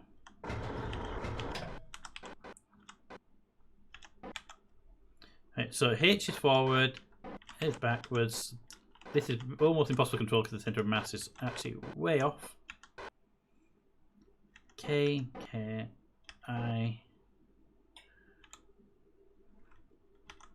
Yeah, okay, there we go. Okay. Got it. What chair do you remember? If you're looking for chair recommendations from an American source, I would probably recommend asking Toad.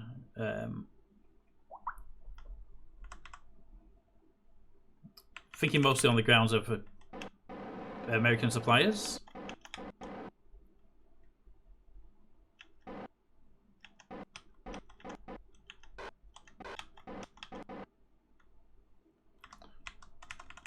All right. Where's the pod? I'm looking at the upside down, I think.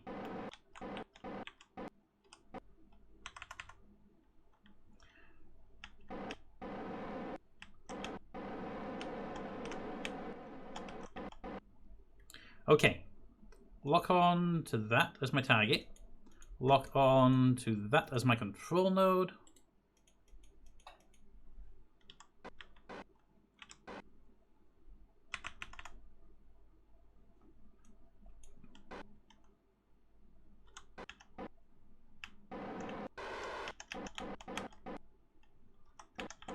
Oh, we're rotating too much. Stop rotating.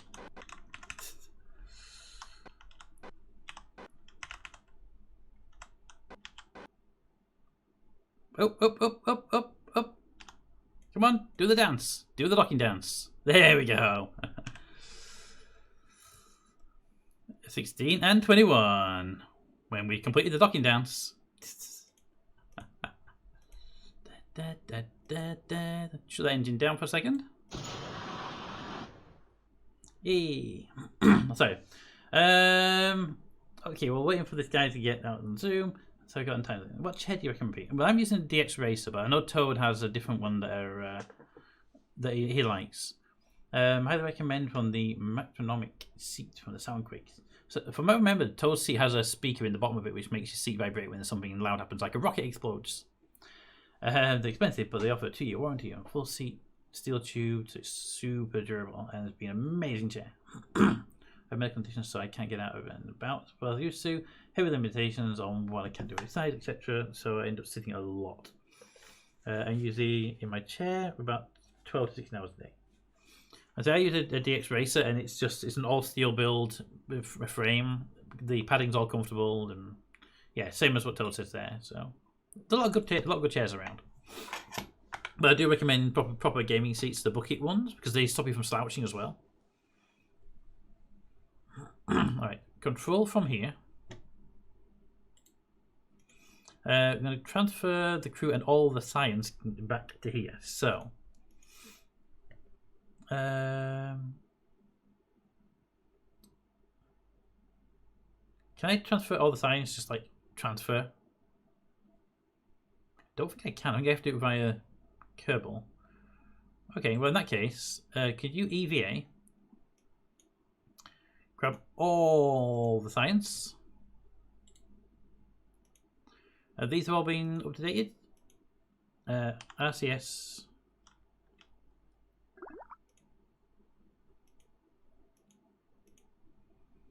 Okay. Now, I need you to release RCS, lights, put yourself back, and get ourselves in a position on this craft where we can get on the other side, because it's on the other side. Could you, like... Oh, God. Could you not, like, focus in the worst possible direction? Thanks. There we go. Just hold that. Go to the other side.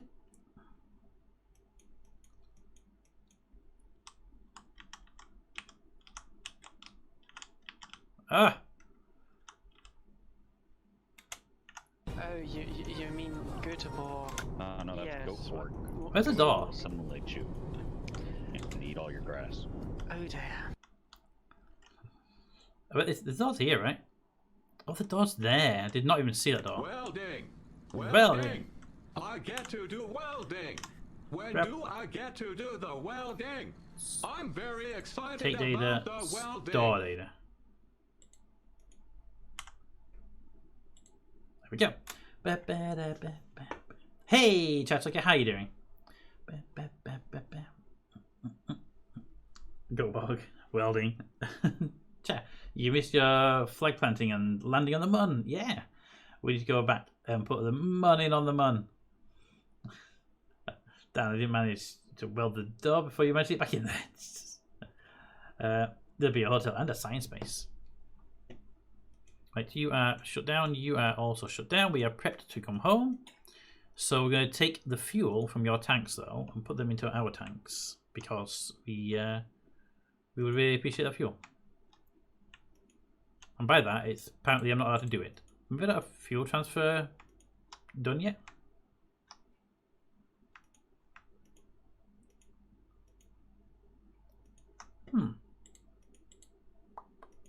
Well, I don't need that fuel. It'd just be nice to have it. But apparently I don't have fuel across these. You to there. Oh, there's a docking thing in the way. That's why. Never mind. There's a thingy there. Enable crossfeed. Really? What crossfeed would have done that? Crossfeed here. That's enabled. Crossfeed's now enabled there. Ah, okay. Well, never mind that then. We'll undo that. Leave it on. Actually, we could probably just suck the fuel out of the tank. So I may have broken a streamer today. So while I'd smile in a circle if I had any ears, very much in for a much calmer stream. Congrats on breaking the stream, chat. Not to blind you before, it was great. It was like a good breaking.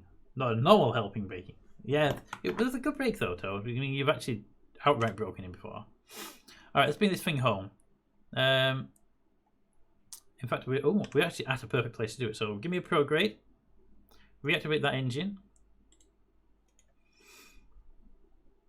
And maybe we'll come back in a while, actually. I'm going to do a maneuver node so I can do this all from the overview. Periaps there. Periaps there. Lock it. There we go.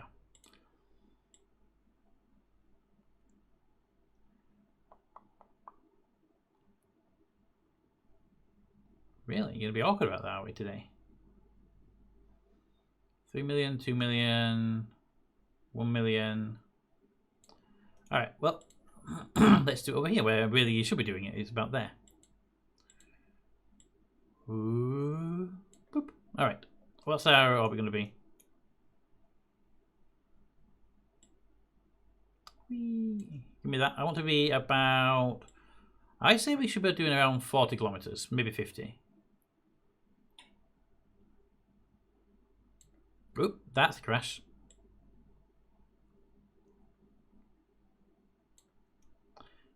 Can't read that number. Is that 19 or 49 or 79? 20. It's okay, it was good. 30, 40. We'll go 45-ish. All right.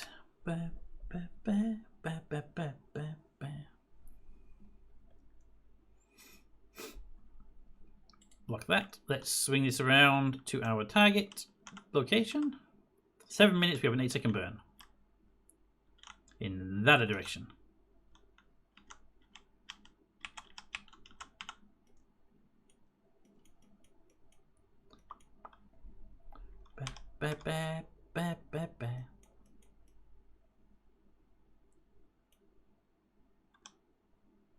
Alright, give me 7 minutes.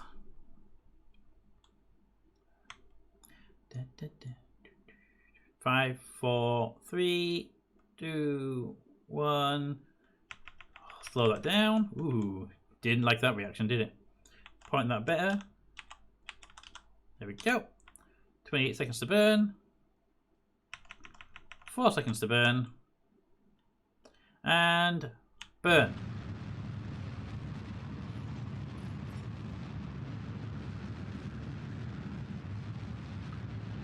Burn complete.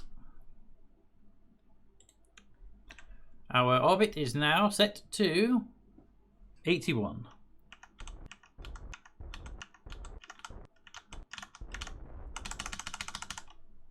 $40. I was spamming the stop burning the engine. God damn it, please stop burning the engine button, but it kept burning.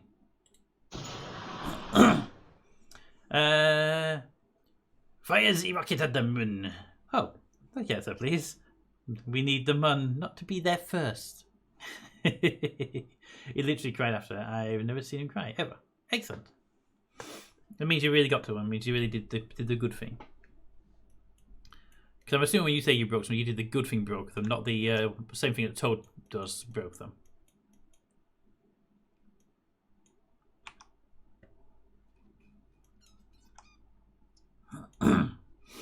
Alright, so let's bring this home. It's got a lot of science on board.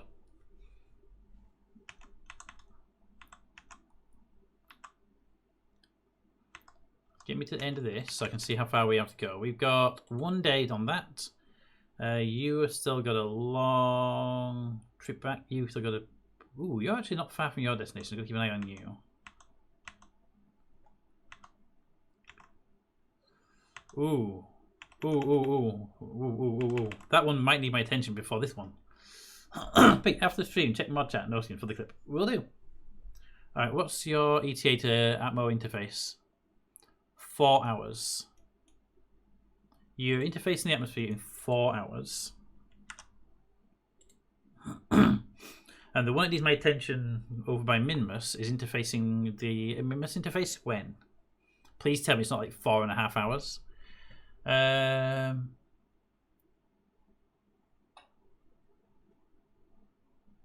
You.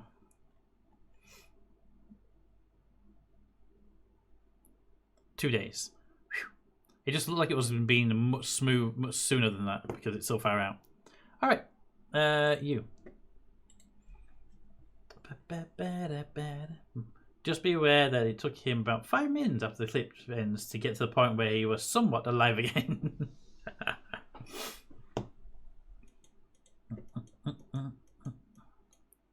Alright, in that case, since we know this is good,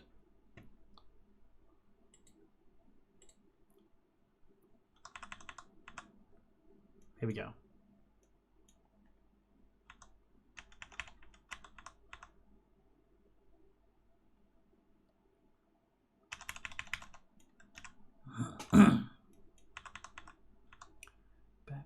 Right, give me an orbit that puts me in a normal.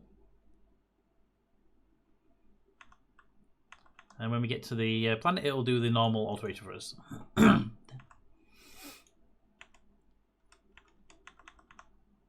100K.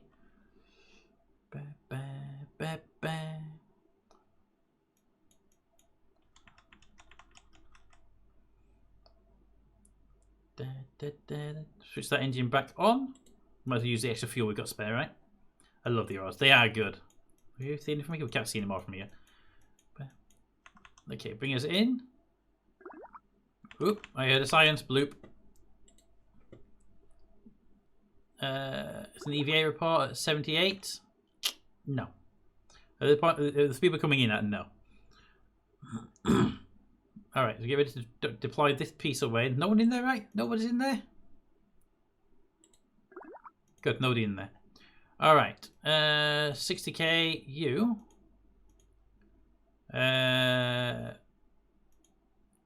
Undock. Goodbye, Craft. It's been nice knowing you. You can now go retrograde, please. Wow. Okay, maybe we should have done that engine throttle a little bit later.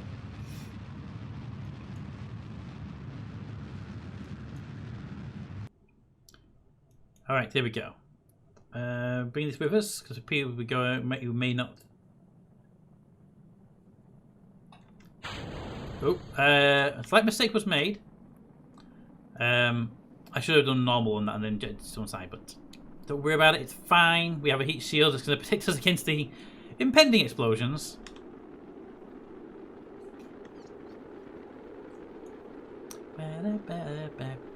Although we may explode a little bit now because the heat shield's not going to be able to do its slowing down process either.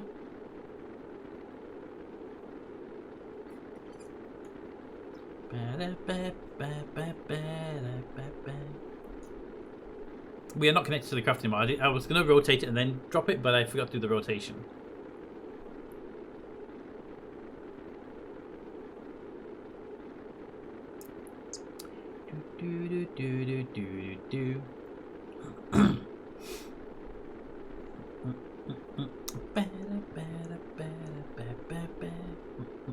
Hey, Milos, how you doing?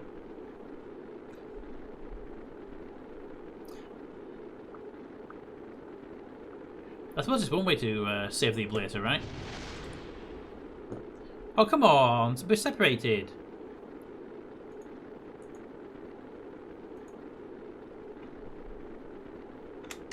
There we go.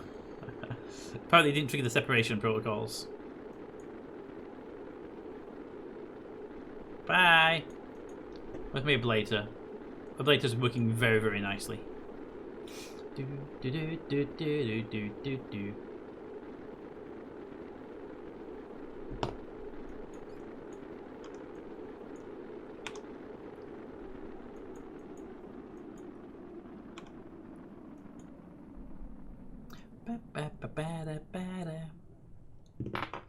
Okay, looks like we're through the thermal shock.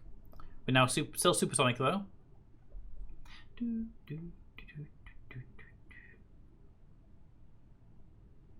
Is that dangerous to press that button right now and just to activate an EVA?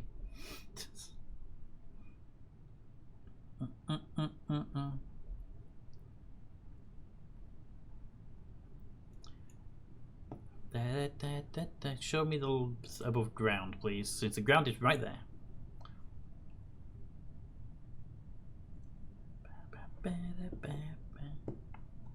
Alright, coming down nicely. Deploy the shooter around. You know what? Deploy the shooters now. It's safe altitude, and we can always time warp down to the ground anyway.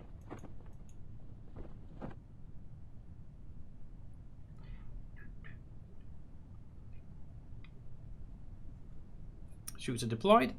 Just waiting for them to open up properly.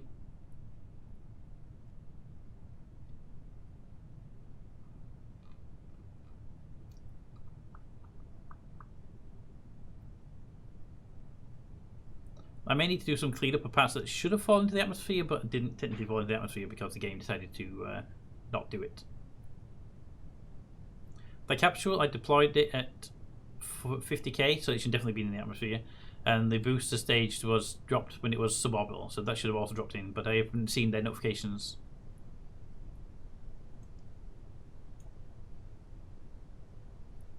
Open.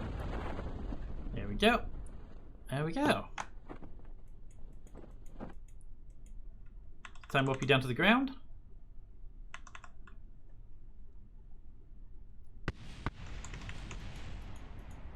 You right over there? Just hear it slamming into the ground.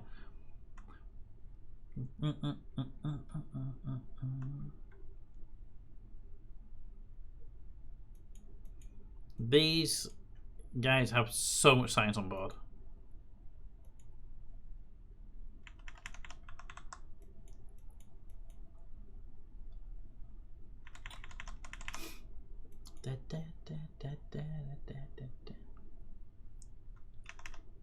And boop. Alright, we're down. Excellent. Recover the vehicle, which should hopefully give us a whole bunch of science. Sorry for missing you earlier. It's still somewhat non-functional after breaking the rushing unit.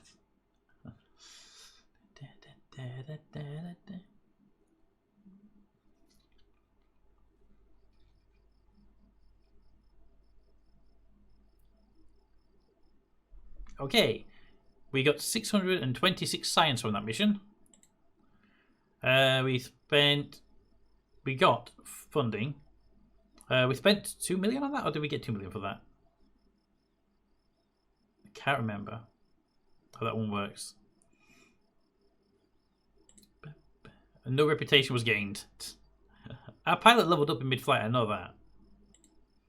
Alright, so... science. 626 science. I want the bigger command pods, please.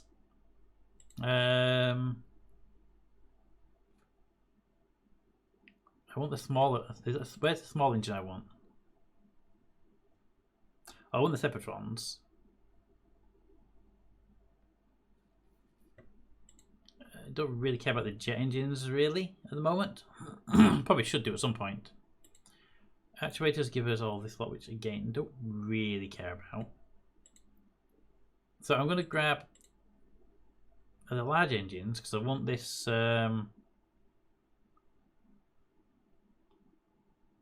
is it? Where's the one I want? It's none of them I want.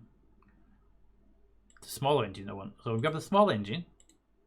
The other small engine. What's this fuel one? More fuel tanks. More fuel tanks is always good, but I'm going to hold off a moment. Actuators don't give me anything I need right now. Supersonic flights are wings, and there's more wings. Landing gear would give me the big boy landing legs. Big drogue chutes. Nothing there I need right now. You would give me big reaction control wheels, monoprop tank, and Verna engines. They're always nice, but no. I think we spend it on something. We save it for something really big, maybe. What do we have? This one would give us thermal control. I never had a need for thermal control systems as yet. Fuel cells, rechargeable battery pack, and giant solar arrays. Those are good for space stations, really. Okay, so more sciencey stuff is always good to get. That's what we should be aiming for then, these bigger things. More science! Scanning tech. Yeah, we should definitely need to start looking at getting some of this tech up and running. And then the rovers. Definitely get the rover stuff up and running. At some point. But before then, those are controls, don't need that. Those are landing legs and wheels, don't really need those currently. Those actuators, no. Those are airplane parts, no. Fuel tanks would be nice, but they're not necessary. With the bigger engines, you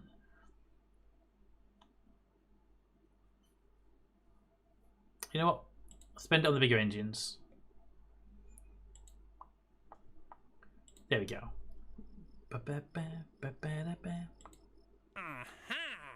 Right, so we have the Eve landing coming up, and that's only like 2 days away.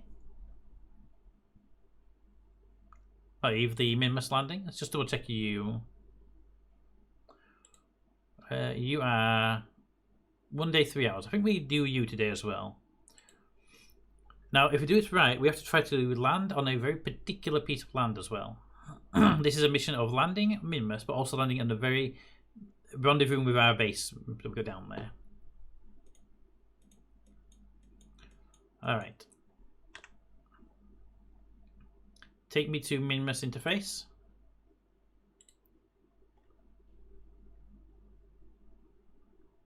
Right, that one there's still got 9 million. That one would land today as well. So, crash land.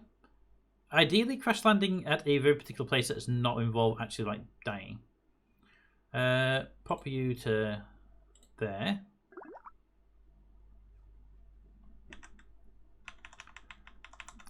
Why do you always minimize? You're annoying when you minimize. Give me the EVA report. It never hurts to grab an extra EVA.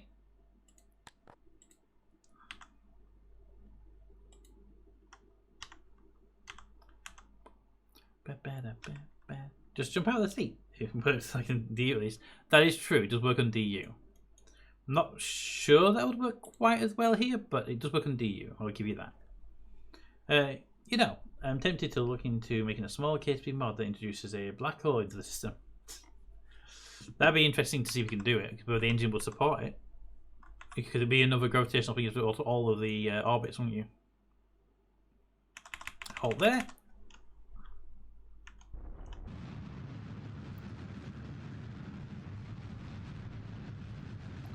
Okay, primary objective number 1 done, which is get into an orbit. We have a surface location to land on. Not that one. That one.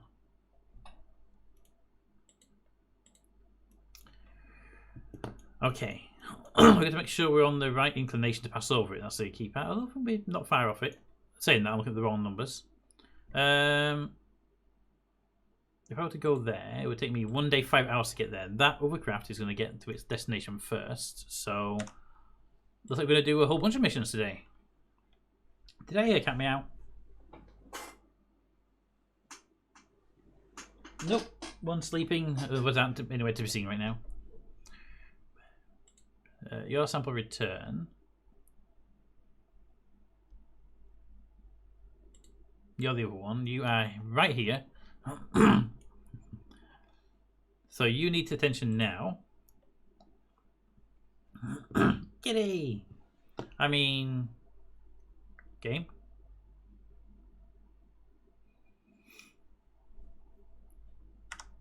Pause that for a second.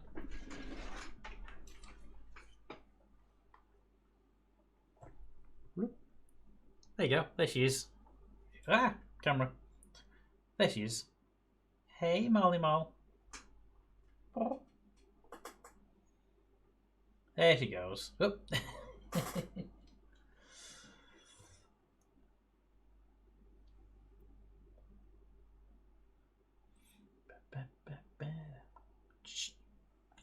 Molly.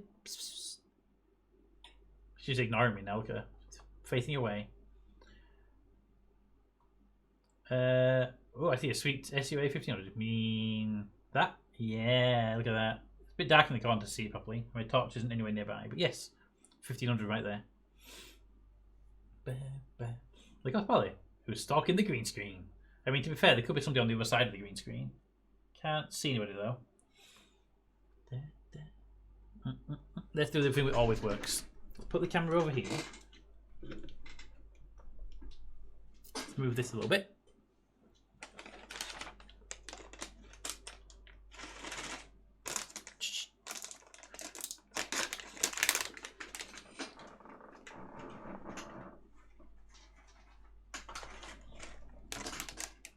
Share away from her a little bit. There we go. Hey, Squeaker, how you doing? There we go, and we can then whee down. Still dark because it's a dark corner and she's a black cat, but there you go.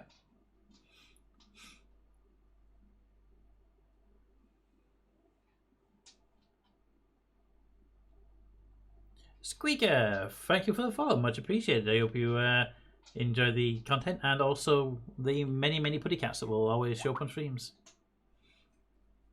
This is Molly, she's the youngest female, and we have Smudge and Toby, who are the boys, same age as her. They're all brothers and sisters, and we have Polly, who is the mother, who is currently nowhere to be seen. She's usually in a box nearby, but she's I think she's upstairs in the bedroom. I think they're all up there because it's the one of the most heated rooms upstairs. So, hello. All right.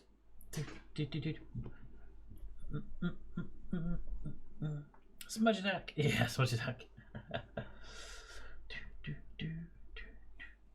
But yeah, treats and stuff. They love. They come here because well, I keep the treats in the box outside of me here, so they know where it is.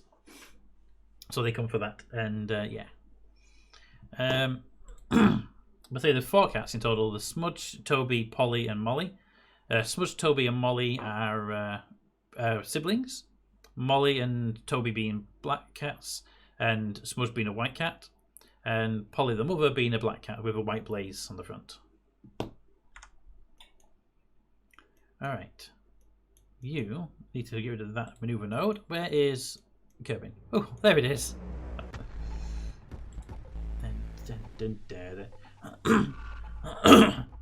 Drixis, thank you very much for the subscription. Much appreciated.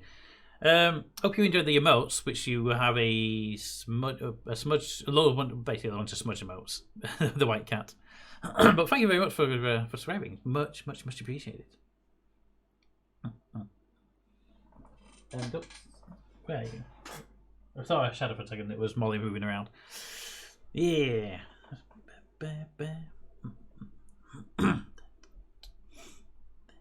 And then a new emote as well. Excellent.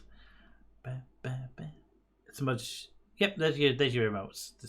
The Smudge Hug, the About Smudge from the About Us, and Smudge Proud. Not Smudge that he is unavailable. I have no idea where he is, which is unusual because he's usually the first one here. Right. You guys are just got to come home basically at this point. All right, let's bring this craft down. What's the current orbit status? But yeah, Smudge isn't, for some reason Smudge isn't around at the moment.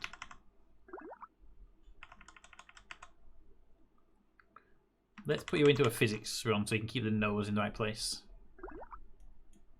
Boop, boop, boop. Land it like SpaceX. I would love to, but we do not have the fuel to do that. By the way, how does the stream look? I had to alter some settings to do with running a 1440p monitor now and the stream at 1080. So, does it look okay? I understand some text will be unreadable. But I think the stream looks awesome. Thank you. Alright, we're in Atmo. 3 ages. I run it at 30 frames a second because I haven't got the bandwidth to do anything higher. I just think I think better resolution but lower frame rates actually works well for most streams. For a look, 3 million, 2 million, 1 million, 700k, 500k, and we're out of fuel. Alright, we have to hold on to this booster for another pass, because if we leave the Atmo with it, we need to bring it with us.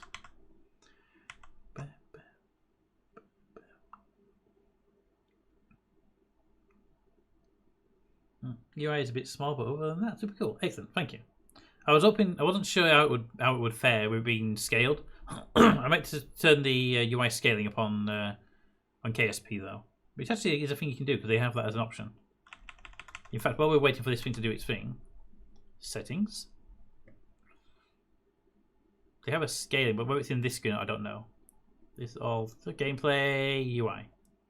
Scale it to 150, I think it is. That may be a bit too much. Try 140.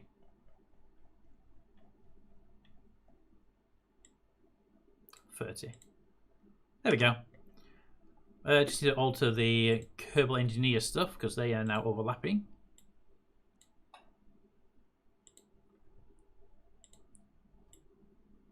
There we go. Can I change the font sizing, you guys? No.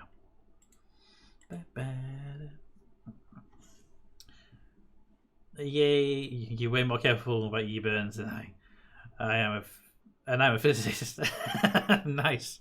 It's always nice to know that your average player is like, I'm supposed to be super cautious about this burn. We could burn up and die and everything. And the physicist's like, just burn the engine. It's fine. Go for it. What are you complaining about? You want me to do an EVA report at 70k? Sure. I mean, we're at 70k, so we're in Atmo. So we're not in Atmo anymore. So I'm safe to do it. And we're also much lower now, so we weren't coming in at the ridiculous speeds that were coming in before.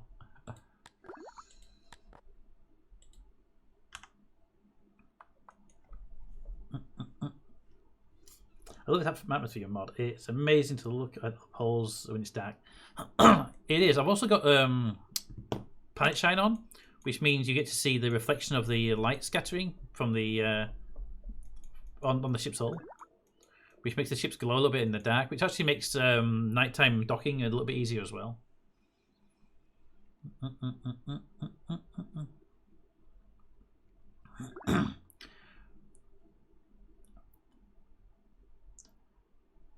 I'm going to keep calling you Drixie unless you correct me, but Chatucker is doing a currently doing masters, I believe, or waiting for the results of the masters in computer sciences.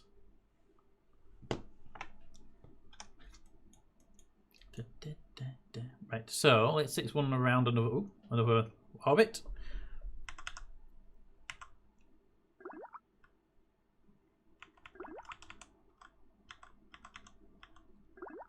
Ignore all those science requests because they're getting a little bit annoying.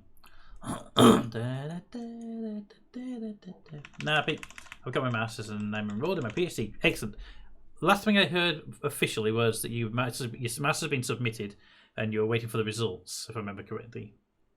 Aurora, I've not seen in person. I have an Aurora spaceship in Space Star Citizen, and I've played Aurora 4X game. That count. Got my PhD not working right now, though. Need to change of pace after my government job post grad school, and yeah, anxiety that's been struck. Hi. Let's get you around to another pass. This is definitely gonna land this time round, so.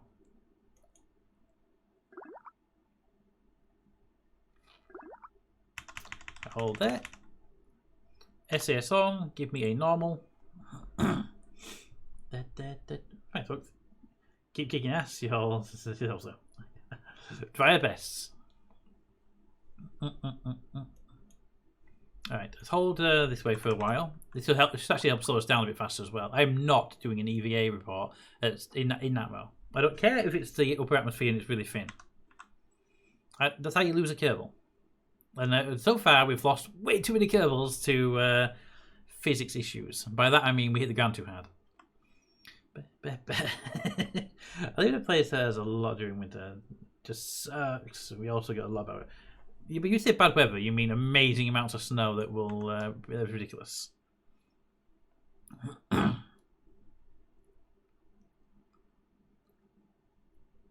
Oop, getting some thermal warming on that hull. Probably a good idea to retrograde that right now, just to get the hull out of the wind. Things are starting to get warm inside. There we go. Boo, anxiety. Hooray, science! Not where I live, you get snow, but a lot of rain and a lot of wind. Okay, you get a lot of wind and rain as well. This may go around another time. We are climbing again, so. You know what? Give me a normal run again. Best we can. The most we can do. The most we can scrape off, the better, right?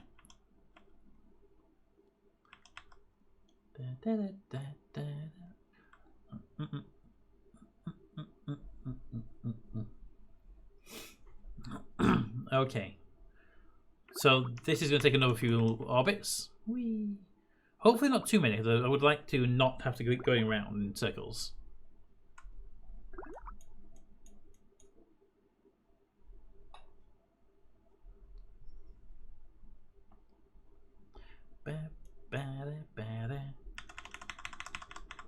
Whee.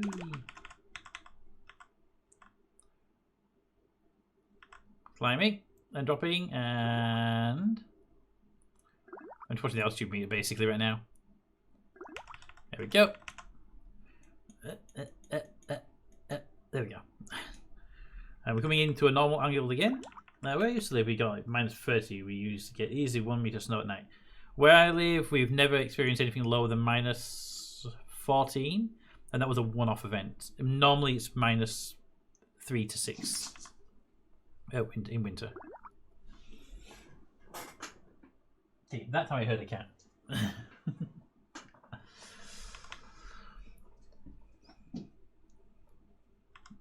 Alright, take us in and let's see how far we can get. We will have to probably turn the nose again if we don't burn off enough atmosphere this way.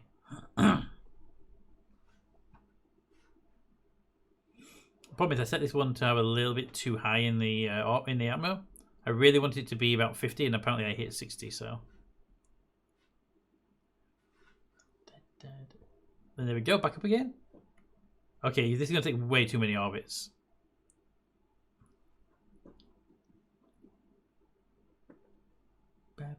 I partially miss living there, but I also don't.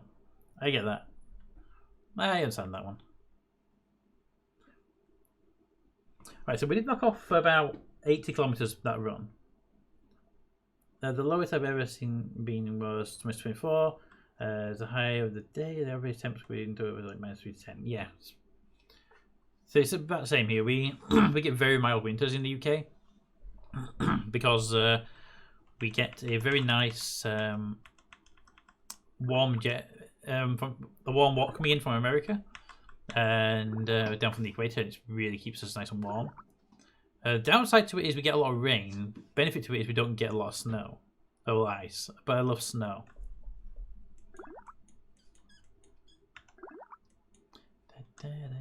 Right. Please knock off more this time around. We are dropping the periaps as we enter as well. So I'm hoping we'll start getting more. Although we don't drop it as much as I'd like to. We've got 2 minutes in that well. And we've dropped down. Ooh, we are dropping a decent amount this time around. We were at 300k before we entered on our apoaps. Hey, I'm nearing cannibal season. Oh, watch out for that toad. Where it's cold enough to get cannibal visiting.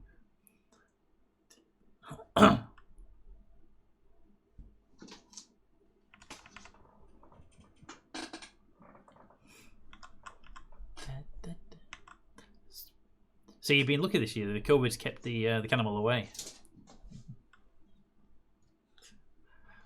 And we go back up again. We knocked off nearly 100k. There was like 310, something like that when we entered Atmo.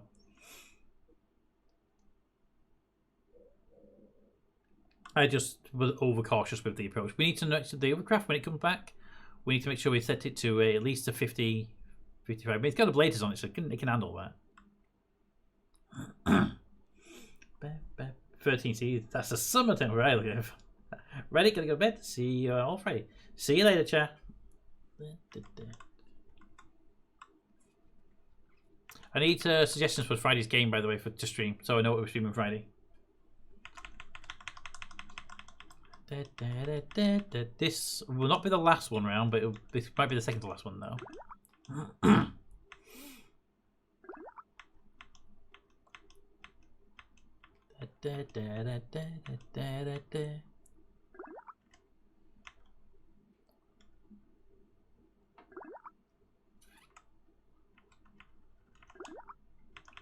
Fin swap down. Right, we started at 210.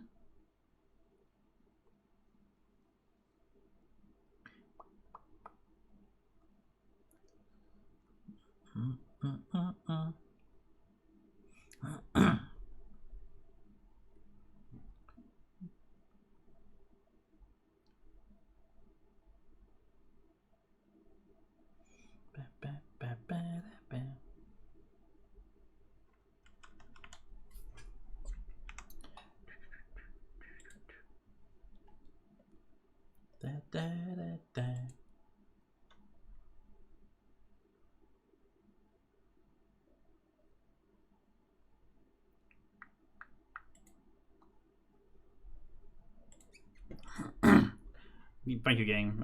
GeForce game drivers are apparently available. No. Isix. I don't think you're on our Discord, but if you want to drop out Discord, you can always have a chat with some tech and science-minded people, and all the whatnots. And also, he got Toad around. He does like the old story games and RPG stuff.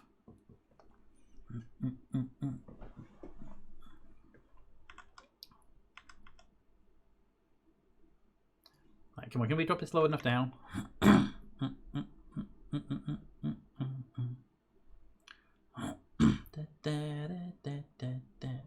I think I just sent me a DM. I'm not taking that wheel turn stream. It's too dangerous. We all know the answer.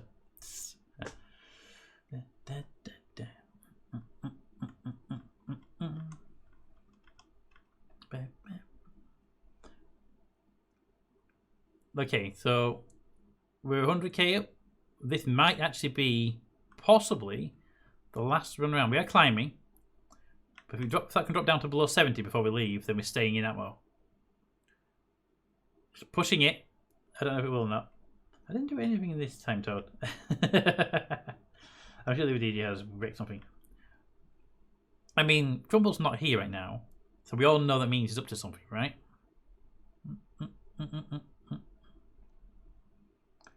Yeah, we're not going to stay in that mode, but we have a super short orbit this time around, so that's good.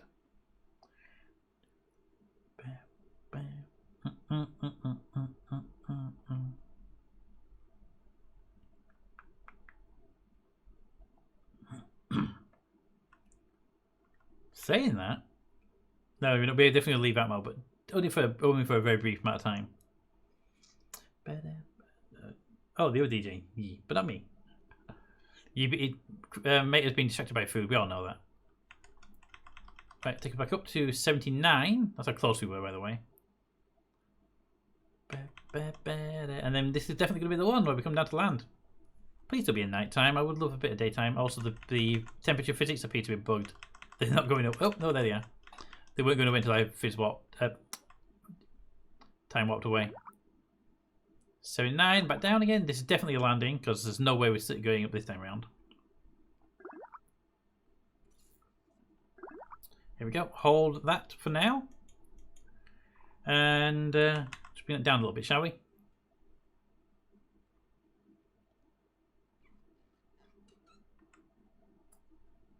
In fact, we're high enough. We have enough for orbit now. We're below 50, and we're below 70.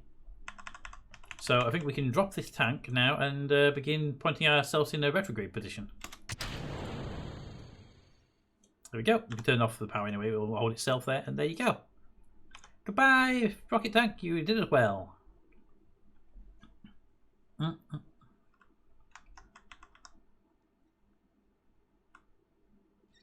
see Atmo taking over it as well. There we go. It's the change in spin directions is just, yeah, they're doing physics calculations on them now. I like how it's just like whip, whip, whip, whip, and we're perfectly positioned and not wobbling at all. You can just see it in the background wobbling around. Just there.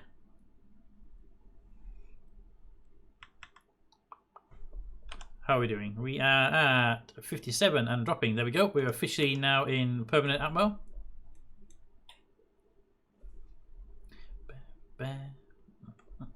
Let's check our ablator, which basically should be nothing. It's barely an orbital flight, this one.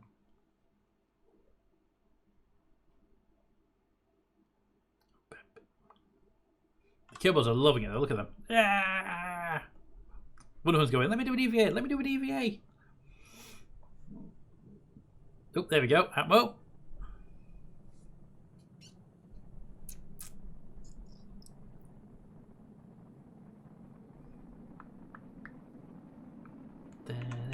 Slow us down to normal speed.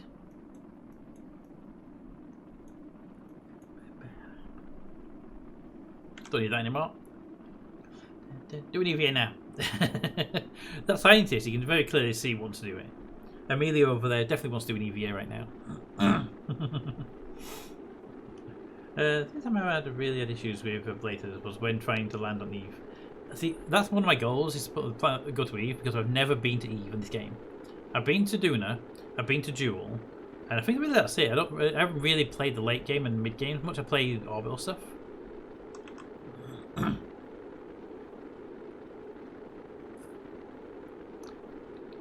And I would probably screw it up because I would do a calculator to see what the best altitude would be and then just burn up. Most likely. Of course, I bet Eve was like, ugh, stop touching me. Toad.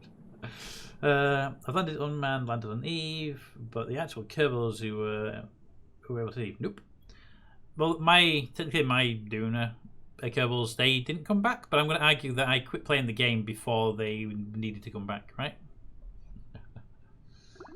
Stage was destroyed. Kind of expected that, to tell you the truth.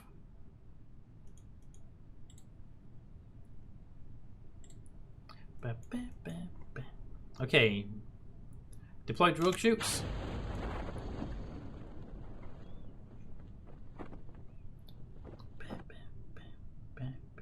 You shouldn't land on people, it's rude.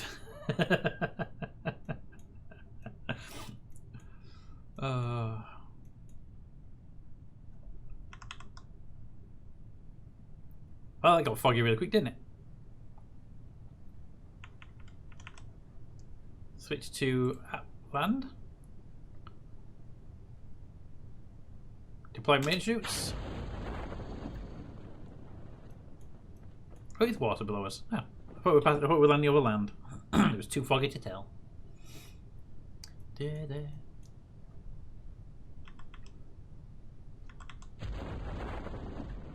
Drogues are fully open.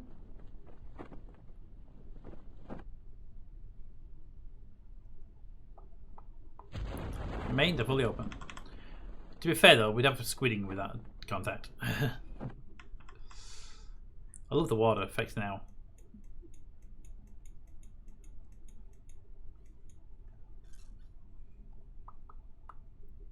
Ba, 500 meters.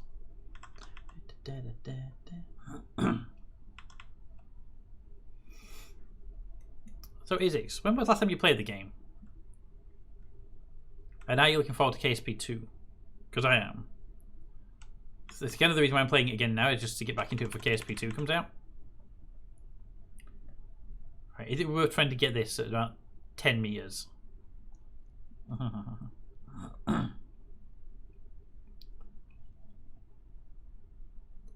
EV airport, grab it, board.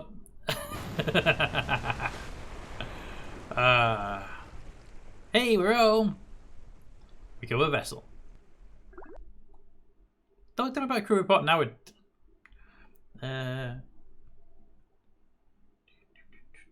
Who isn't excited for KSP 2? People don't play it. You know what KSP needs? Balloons for upper atmosphere science probes. I played like a couple of months ago. I was working on a big station move. Ooh. Finally a dog has laid on my toes. Now I can start to feel my toes again. Alright, that gives us 392 science. Perfect. And 2 people come back. Excellent. Alright, that's almost all of our missions done. Plant flag and Minimus. And Garrett deployed mystery goo observations. Those 2, and then them 3 should be done. Not complete, because we need to bring them back, but they'll be done in a moment. We have the space hotel to build, and we have the mission to start exploring Eve. Not to mention, of course, a whole bunch of new missions I haven't even looked at yet. Alright, let's go look at our Minimus people.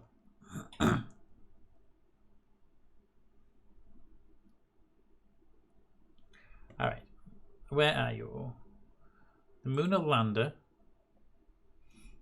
is there. Kind of forgot that was a thing. Hi, Lunar Lander. How far have you got to go? I've been doing those orbits and completely forgot about the Lunar Lander coming back.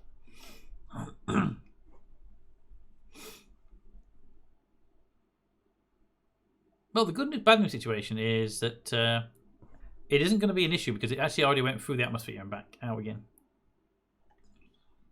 It's down at 2. Yeah, it's already gone through the atmosphere once, so I don't have to worry about you for a while. You'll be 2 hours away. The Minimus one. Oh, it's in orbit, that's why I can't see it. Focus view. Switch to them. Okay, they have 2 hours. We have less than 2 hours, but we'll do a little orbit change for you if we can. Get you to go over our target site. Now, if I put you there, how long would it take us to get there? 2 days to get there. You're not getting done today. We'll deal with you later. What I will do is set a maneuver node. Do a quick inclination change.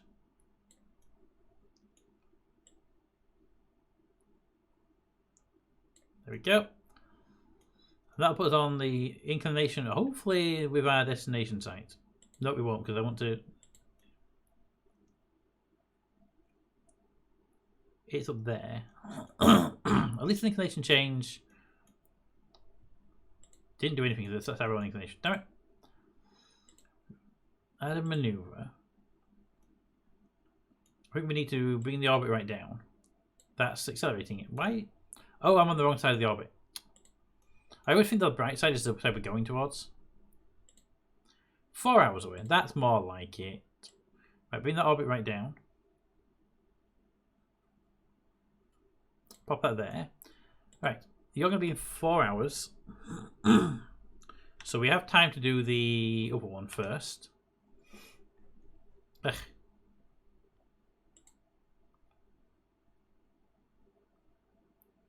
Probodyne Experimental Control Station. Let's no.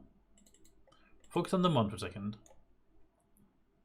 Focus on the min. There we go. Right, where is my approaching craft? There it is. The Lunar Lander. So I've got 4 hours on this one. You've got 2 hours on yours, I believe. Yep, so warp you around. You need to do yours first.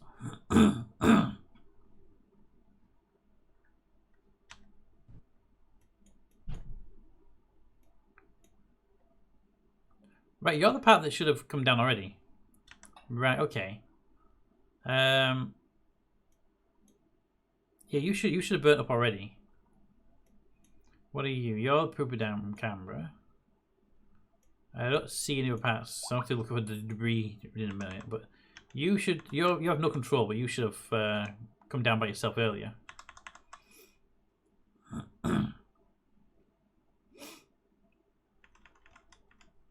Let's see how it fares. I mean, it's not designed to land. This was designed to be dumped in the upper atmosphere and burn up. But it somehow managed to get through. Oh, the physics probably got unloaded before it could do anything, so. Waiting for the parts to explode. Explode, damn it.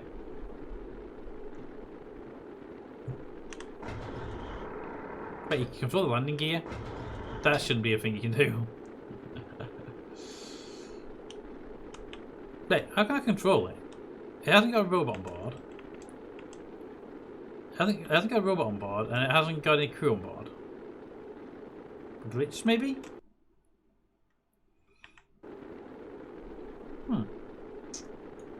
Well, if it lets me deploy the parachutes, I will deploy the parachutes, just to see if it would have had a chance, even though they are accidental parachutes. I love how the situation is flying high. How has it not exploded so far? I mean, it wasn't designed for re-entry, but yet somehow managed to make it through. Although it's highly likely, we're 20 kilometers up in supersonic, and we're losing speed pretty rapidly.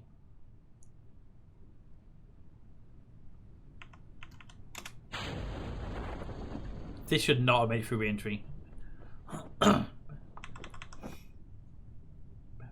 Hello. Well, that's landing. Let's get ourselves a smudge cam.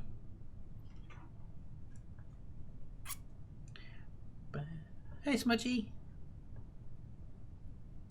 Welcome to the world of the waking. Hi.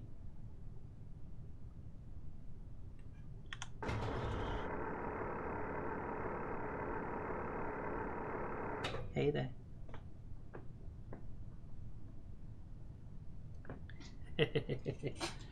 There is a smudge.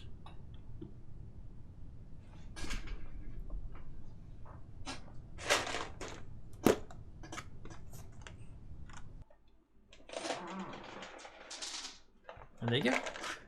Smudge feet.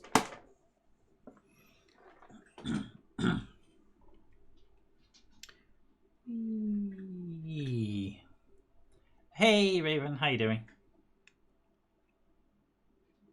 Smudge.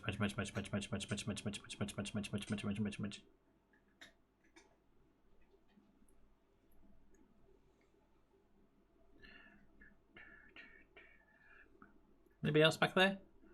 No, just a smudge.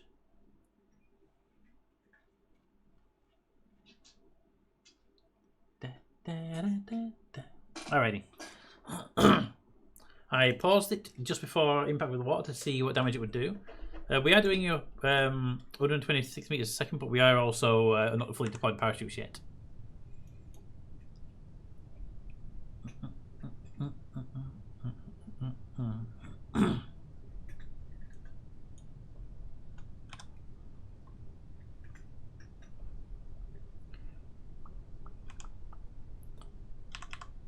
I put the landing gear down as well for fun of it.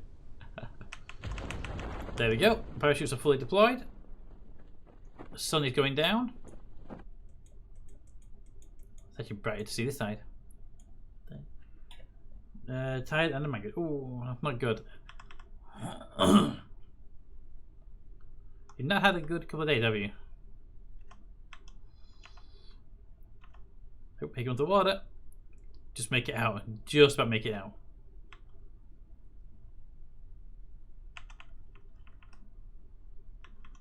I don't want to hit the water at 1 speed, but it's so hard to see how far away the water is.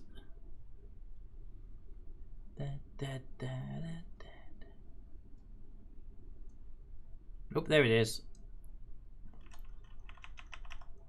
And bit of sploosh. Sploosh. There it is. And everything's intact. You do science.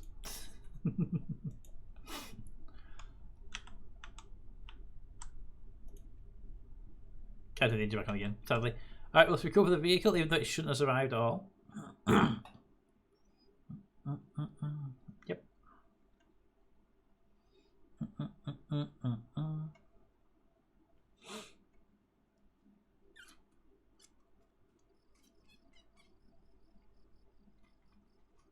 Alright. That did fit science. Worth being back then. There must have been something in there that we didn't grab. $6 grand for the parts as well. Alright, then the final thing then. The final thing on our list is the sample return mission.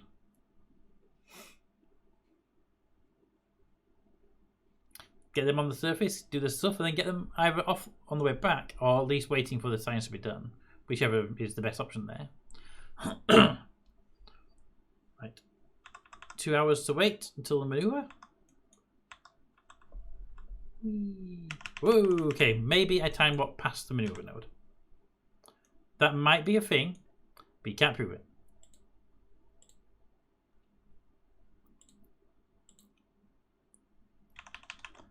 Cannot delete maneuver node. There we go, do that with him. Where is our destination? That's our destination there. Set that as target. That's our descending node. Over there.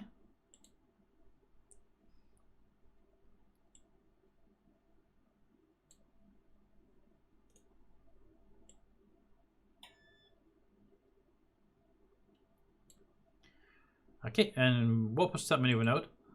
It's a day away, but I can't be bothered to wait again.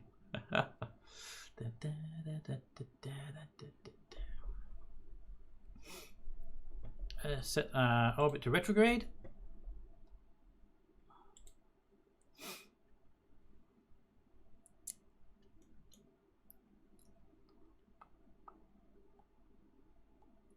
There we go. Okay. 50 seconds.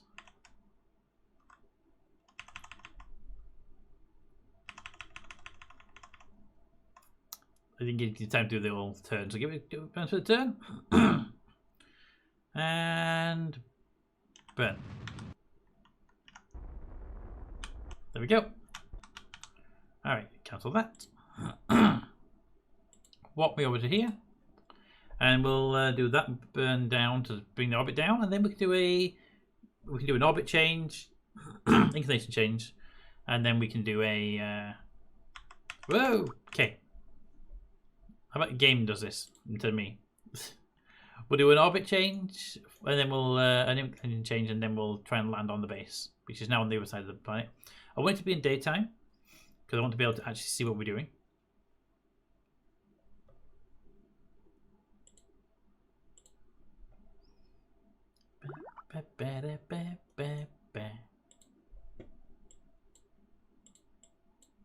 Unlock that. Move it over here. Unlock it again.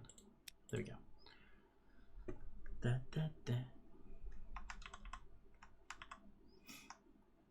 Right, hold that.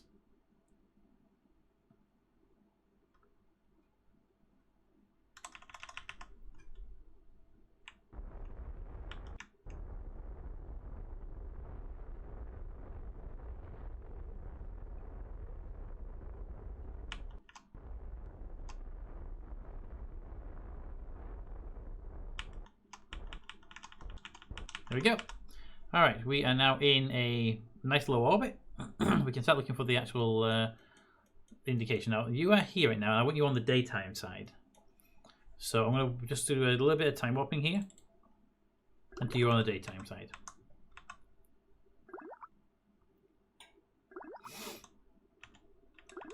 The hell was that? Whoa! We are orbiting in the worst direction to try and stop it, but you know, it's Minimus, we can do it, right? Okay, next orbit pass, we want to be landing.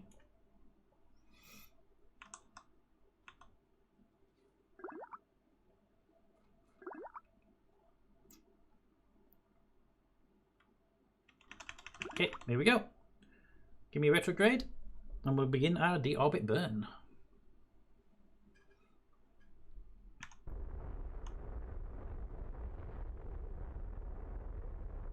Let's put it right on top of the base. Need to do. Oh, we need to do an inclination change. I didn't even think about that. Give me that alteration. Point this north. I should do it. Where's the north right now?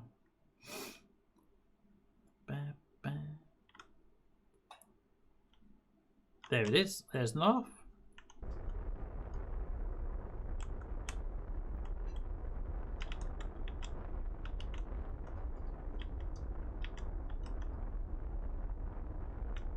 There we go. We go give me a bit more north. There we go. Give me retrograde. Need to slow it down a teeny tiny bit more now because of that turn. I went right around the ball, didn't I? Pull that back to there, and then we should orbit over the area. All right. We should be traveling backwards right now. There's our target.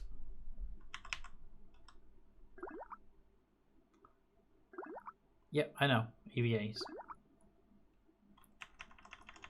All right. There is our destination. Gonna ask for a small orbit change.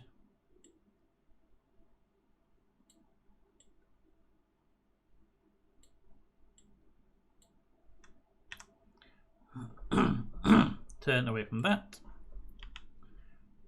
This will just help us with a correct the. I put on the crossing orbit because I thought we'd be here a bit sooner than that, but apparently not. Right, line me up there. 9 seconds. 4 seconds. Burn. There we go. We should be on target now for our base. And obviously since the moon is rotating below us, we get to land right next to it. Also, this version of the craft didn't have the good enough landing legs, so we have no landing legs.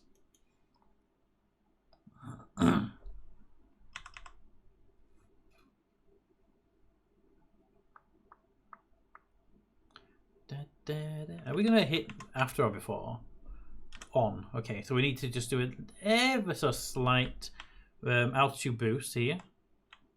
Just to get us so we can land vertically and not having to try and land horizontally like an airplane. That should put us over our destination. There we go. I'd rather be over our destination and then have to make an adjustment.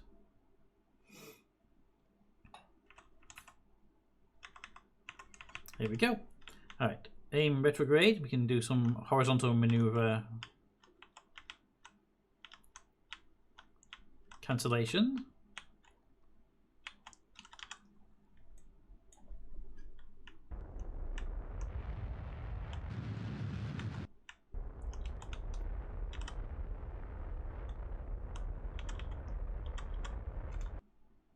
There we go. Let's point the nose up a little bit.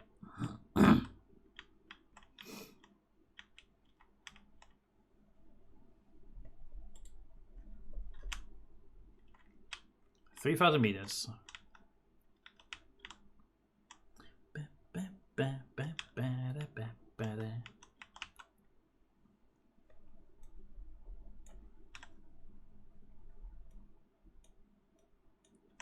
Yeah, we're going to drop a little bit short.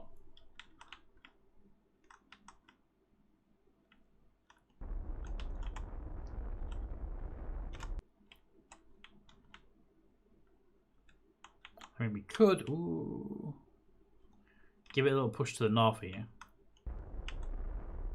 couldn't we?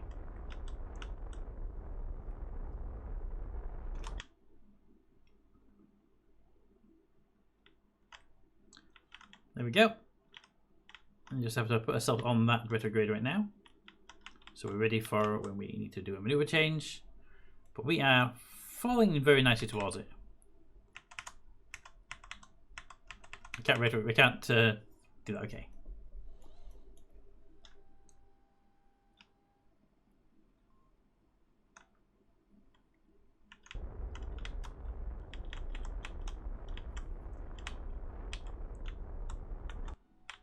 That should put us almost on top of it. Just need to put ourselves right there. Minimus, where if you're not careful, you return to orbit. Yep, that's the one. Well, the fact you can just like jump and actually fly over the rocket you came down in.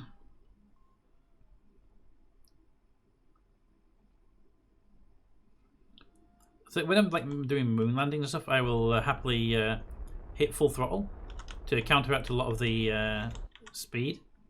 Cannot do that here. You go straight back up again. And then there's Gilly, where if you're not careful, you reach escape velocity. That is, I've never been to Gilly, but I've seen people do it, and it's just like, yikes, that is going to be a nightmare. Even RCS thrusters are going to be too much.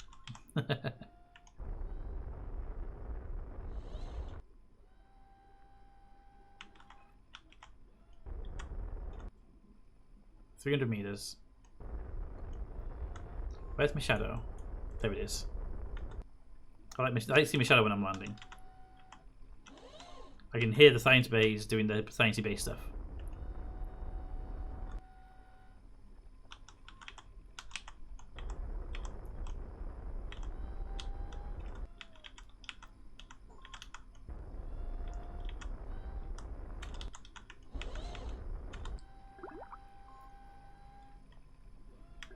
Come on, settle. There we go. Alright. Rocket's trying to settle.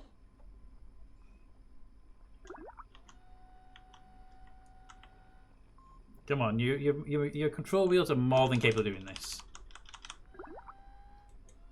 It's right over there though.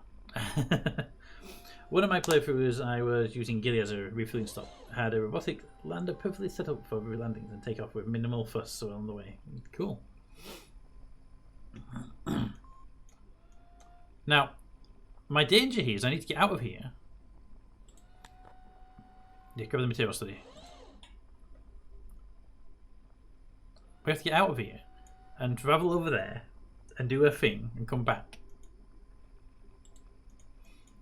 But my problem is that I don't know if this will stay upright when I get out of the craft. Refining happened in a station, but that was easy to link up to. Cool.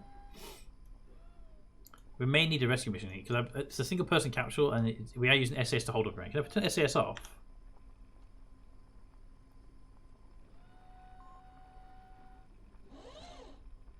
Okay, the craft is holding itself upright. It is swaying a little bit, but it is holding. I would have much preferred landing gear, but I'm pretty sure we had a problem where we just didn't have the landing gear we needed. Screen message. Surface deployed mystery goo observations from Kerbal service has generated a total of 1.3 science and transmitted back to Kerbal. Cool. I didn't realise that was a thing you could do, and I've got the power to do it because that's the reason why we're here. All right, let's get the Kerbal out.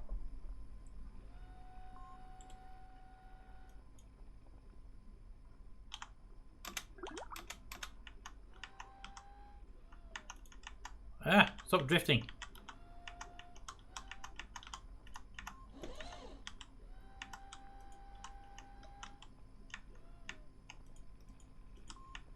Damn it. Fine, get back in.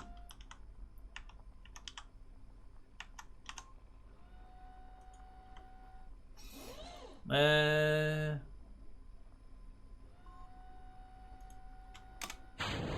we go. Apparently I can't just do it. I have to toggle them. I have to deploy them.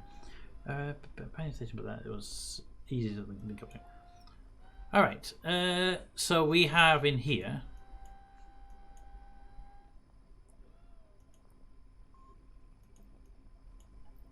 Somewhere.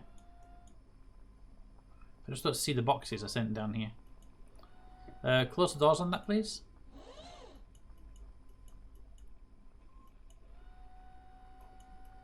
There it is. It's on the back side. No, I couldn't see it. It's in the dark. Okay. EVA.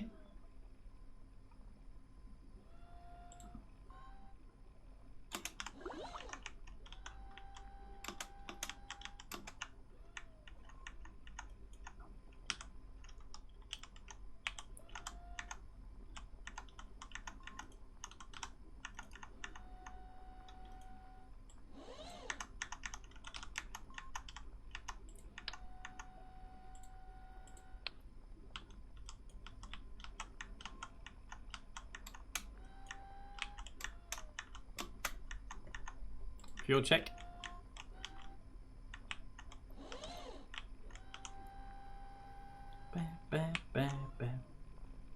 It's a little really close up like that. I mean, it let me basically do a visual inside, but then it repacked itself, which was kind of irritating.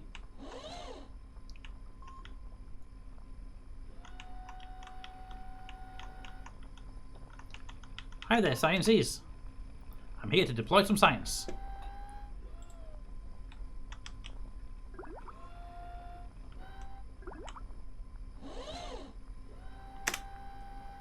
Part deployed.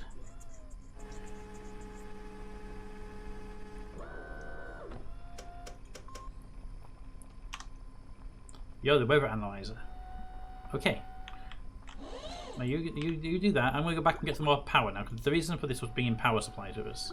Oh, we have a EVA to grab. Grab, jump. Thank you. EVA. Who needs to climb? We can just jump. Oh.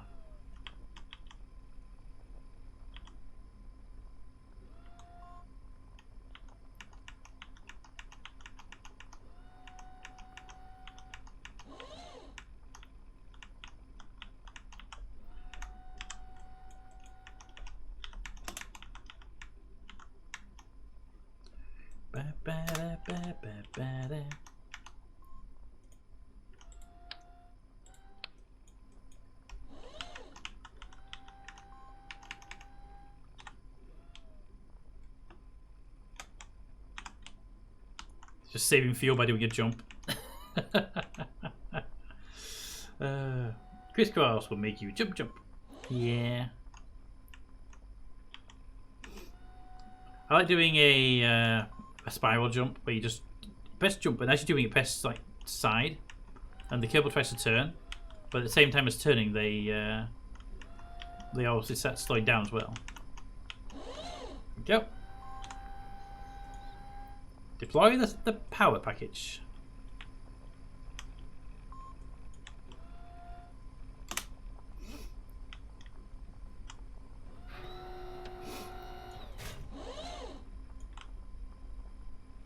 Alright, one more power supply to bring. Whee.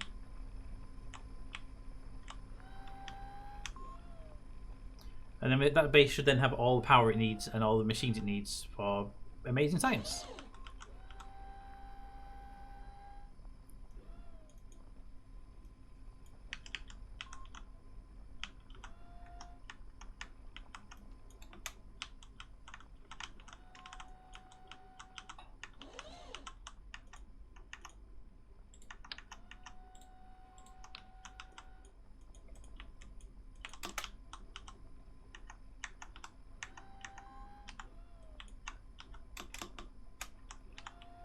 Away!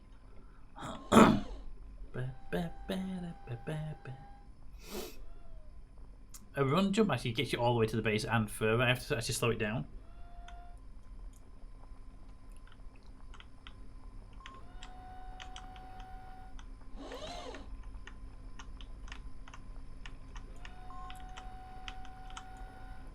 Boop. Alright, this is the last piece.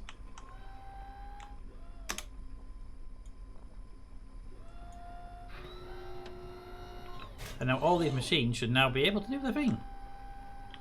So you're the control module, you're the sciencey module, number 1.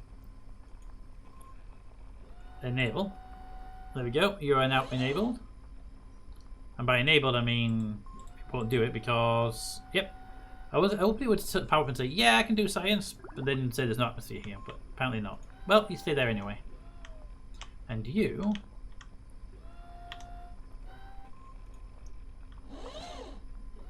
connected, powered, enabled, perfect. Because this before was set to no, it was unable to do stuff. There we go. So you now have your science running. You're powered, you're connected. You're doing science rate 45%. Perfect. You're not doing any science really. 5% science, better than nothing, right? And you, the connected bot,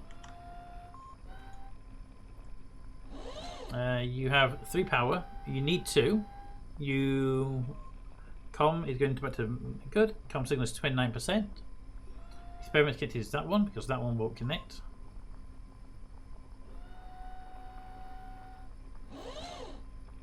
Perfect. Okay, we're all done. You are fully up and ready. You can't do a surface sample. Thank you. We already have an EVA report, so that's not a problem. Okay, I think that's you done, right? Missions. Plant a flag of Minimus. Literally a flag right there. Literally a flag right there.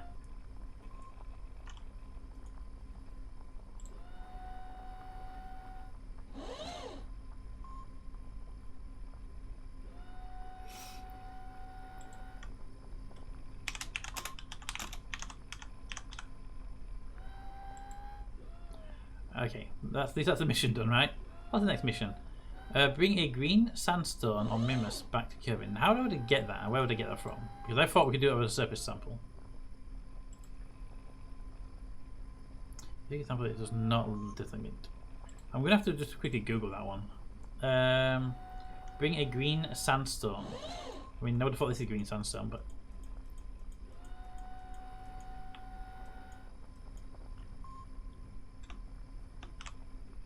Whee! It's only light when you make a lighthouse.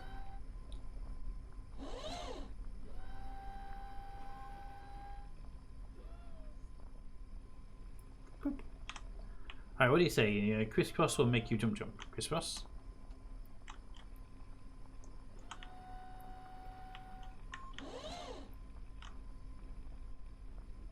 No idea.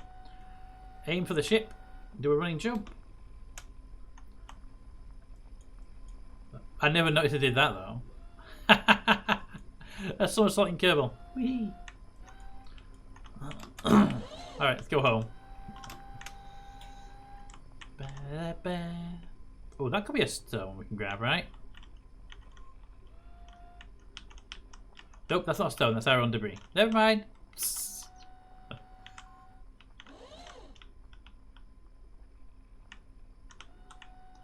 Okay, little rock on Kerbal.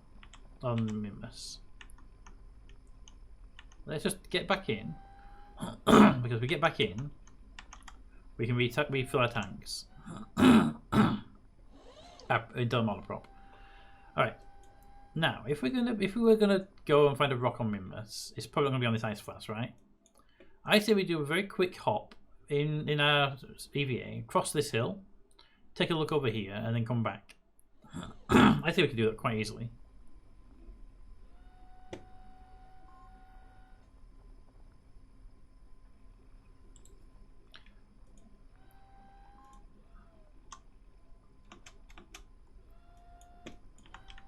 That away!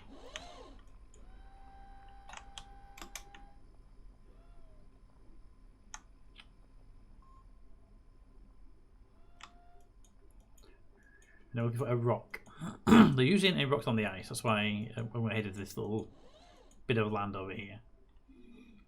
Ba, ba, ba, ba, da, ba.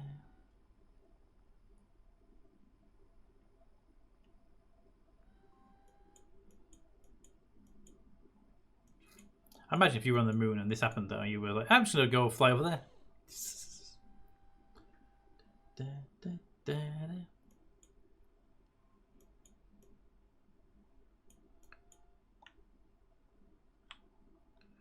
See live streams for rock. Okay, give me a moment. I don't see any rocks up here yet. Oop. A surface sample, you say? Yes. Amazing surface sample we grabbed out of there. Oh.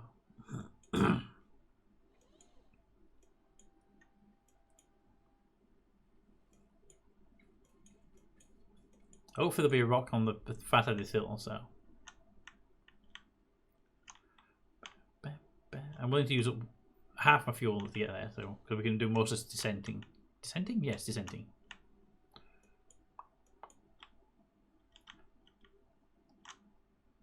Bada, bada, bada, bada.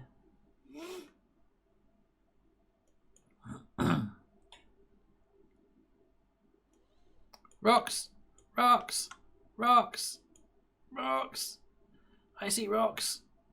Slow down! Slow down! Stop! Rocks! Rocks everywhere! All the way down the hill. Rocks. We didn't go this far. Rocks.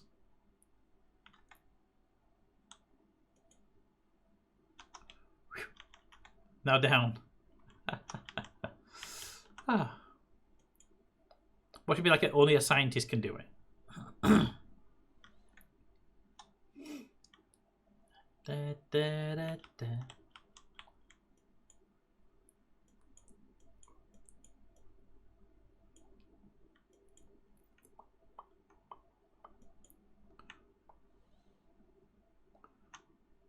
All right, here we go.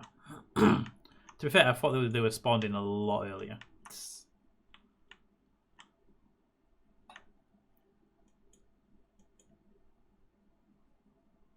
Da, da, da, da, da, da, da, da, da.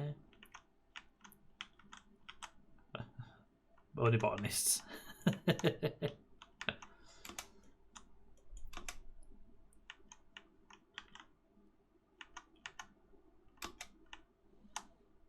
Does that count as being in a rock?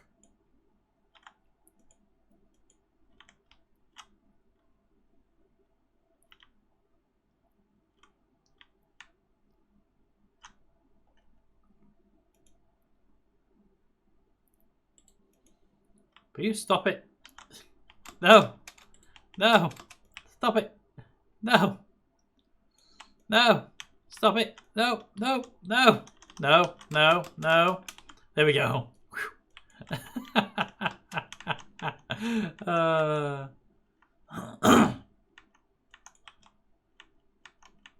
It could be the visual mod because I went right through it when he touched it, so.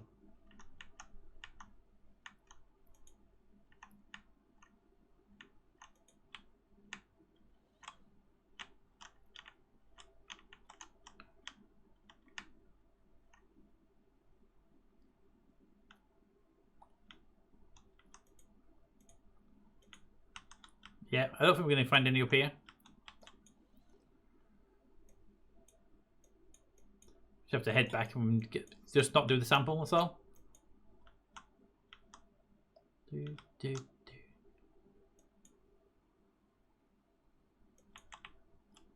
Whoop! It's fine, don't worry about it. It's fine, don't worry about it. Oh.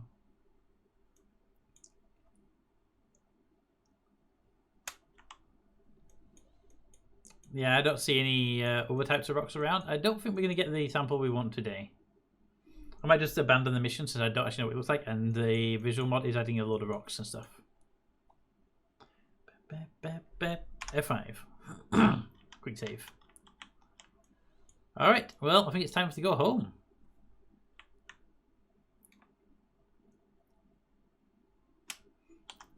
That way!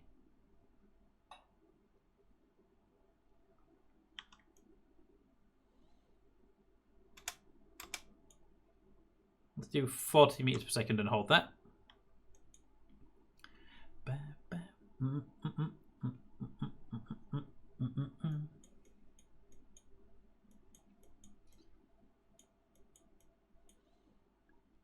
My scientist is liking this way too much.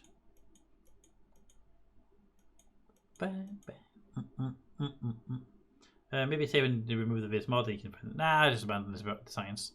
I'll see if there's a way of doing it later on. I don't want to remove the mod because it takes ages to like remove mods and then reboot and then do the thing and put it back on again.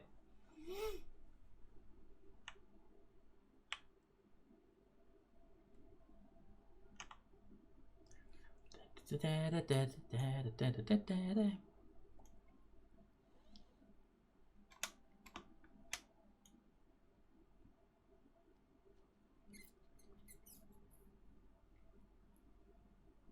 3.6 kilometers away.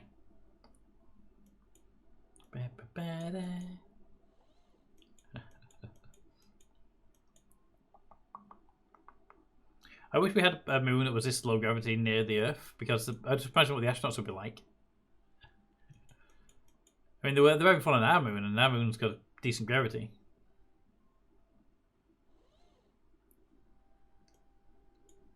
Two kilometers away, and I can hear the science stuff making noises.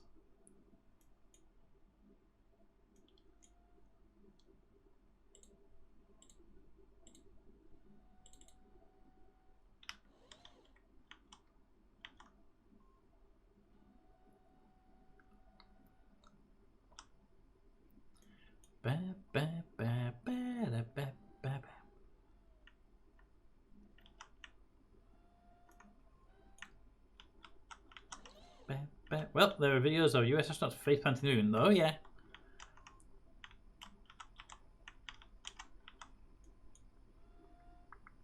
I want to have at least 0.3 to get in here, but I'm gonna get a lot more than that, which is good.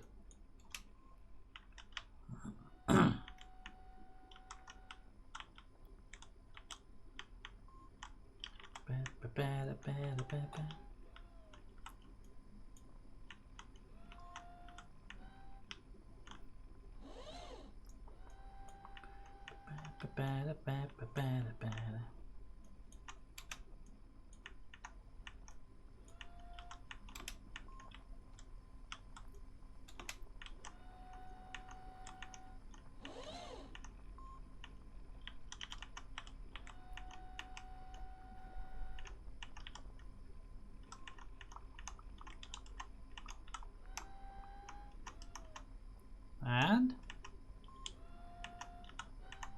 boop. I'm bored. Yep. There we go. Okay, we are ready to come home.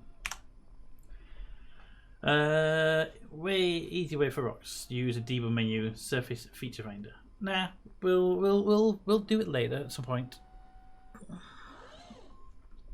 I'm not going to cheat to get to one of the achievements, one of the science missions. It's not a big payer anyway. I just think because it sounded cool. All right, if we want to bring you home, we want to be taking off towards the big lake, and that will set us on a on our home run. Right.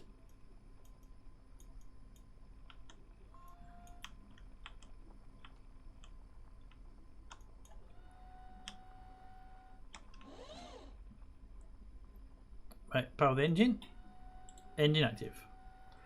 Throttle up, and away we go.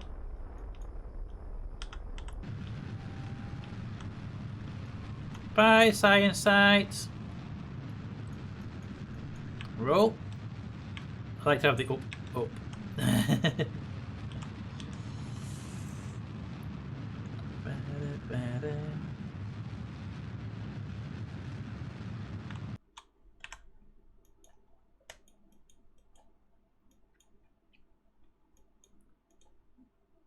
I think I may have screwed up one piece though.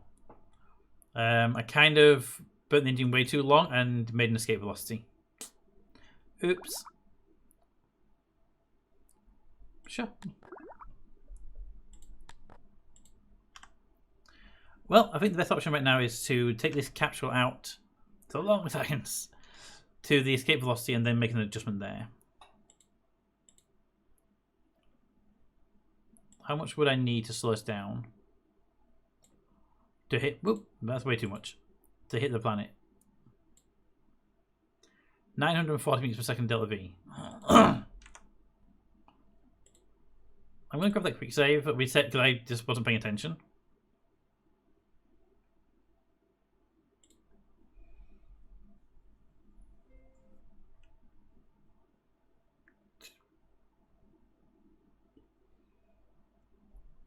They should be just like before we get back to the ship because I'm told to save and I press F5.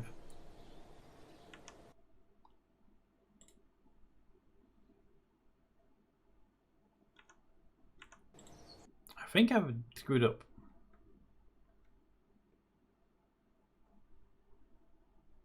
Oh, I screwed up. I've been pressing F5 the entire time. Do.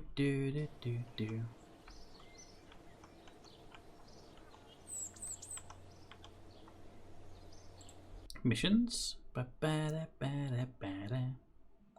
are we doing for? Well, here's the other side. 3 hours 36. We're going to get close to ending. But where's my fly?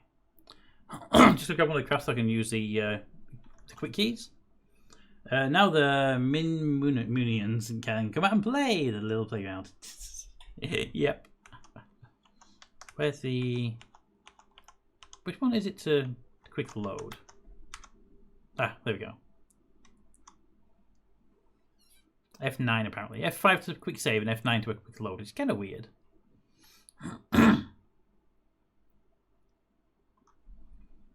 Alright. Let's do an actual save here then, because that's what threw me off. Okay, so... We need to go back to our little lab down there, our ship, which I don't see on the map, which is kind of annoying. Can I set it as a target, please? Thank you. There it is. Alright, we're going to head back there. And we're going to take off. This time we're going to pay attention to the takeoff, because I was reading chat and I was like, full throttle, we'll get there eventually, and never did.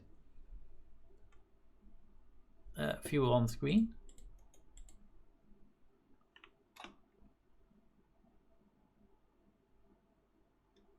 Can you jump? Could you jump?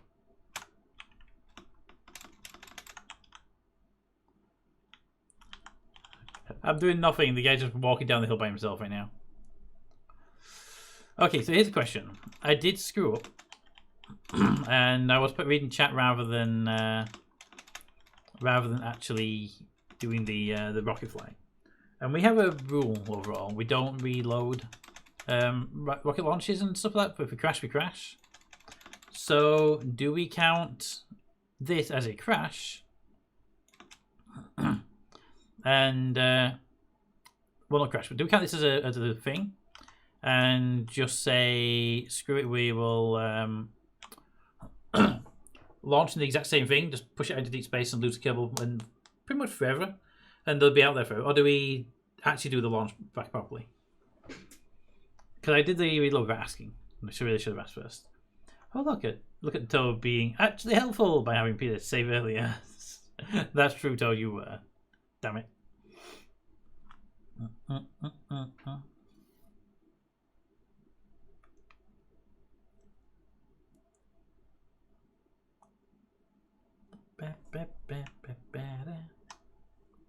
So what we're going to do is get this rocket back in the sky, either going to deep space or coming back to Kerbin. And that's when we're going to wrap up the stream at that point, because we have been going for nearly 4 hours, and we've done quite a few missions today.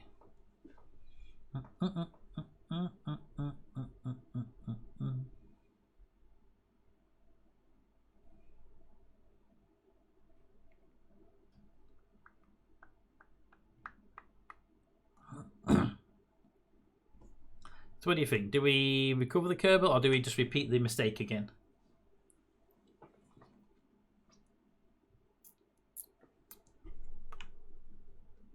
I'm personally for recovering the Kerbal. We have the ability, but I want to make sure you guys are happy with the response as well. Line up there.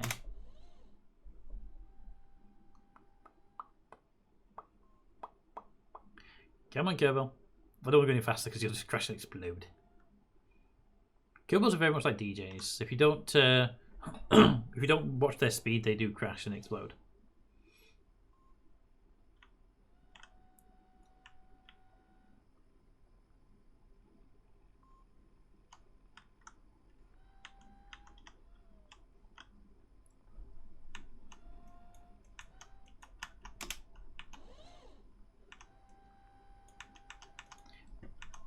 I wish we could do EVAs in first person. That'd be kind of cool.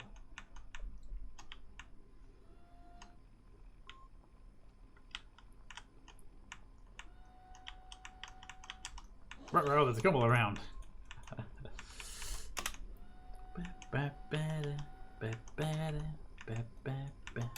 It's alright, it's a space game, it won't be near us. There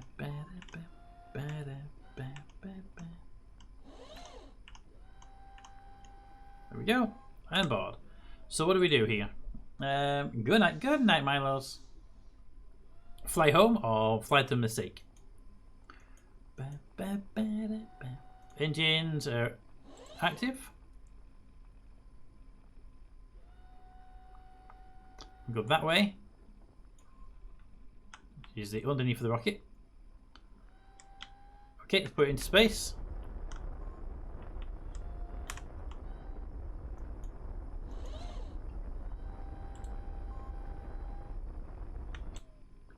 Give the 1 million apoaps.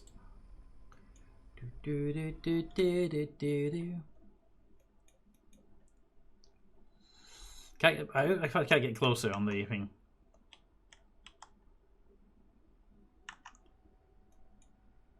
There we go. Ah, there we go. Rotate that around, so at least we've got the up facing up, right?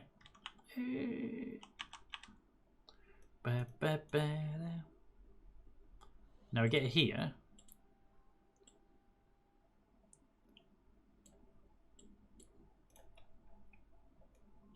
Now we get an orbit in place, and then we'll figure out where the Kerbin actually is. There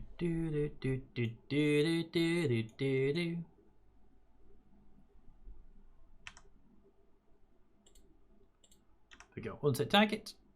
Now this will be probably about a 6-day return mission, so we're not going to follow the mission down. There will be a free fall, and we'll deal with the landing the next time we play KSP. But we will be able to get it on the flight path. 1 minute. 20 seconds. Begin correction of maneuver.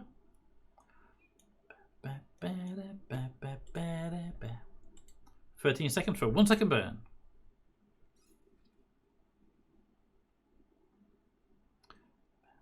5, 4, 3, 2, 1, burn. And there we go. We are now in orbit. 5 kilometers on the periaps. I would probably prefer that to be a little bit higher, but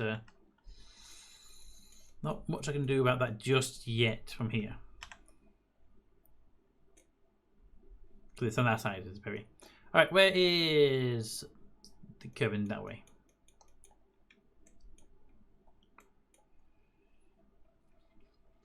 That means we want to be doing almost a full orbit and begin our burn around here somewhere. Oop.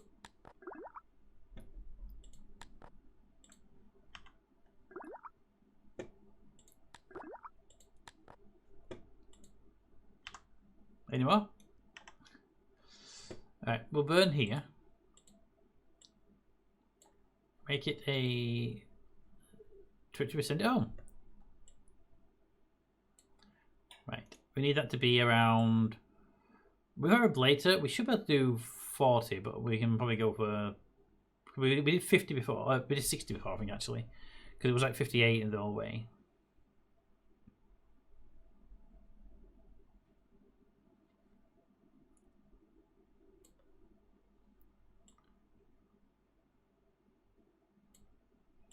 Okay, let's burn it to there, and we'll do a correction at some point because that just looks really weird. I do not have a target. Stop saying it's a target. Of it.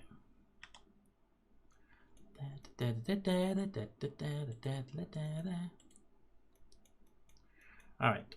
SAS on, go prograde. Because we'll be speeding up and take us around to our maneuver node. Da, da, da, da.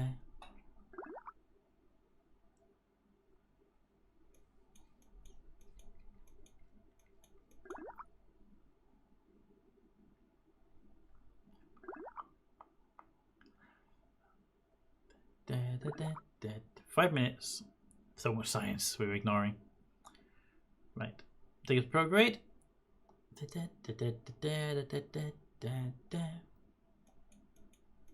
Dark side of the man. I mean. Alright. Let's do it from the maneuver here. 45 seconds away.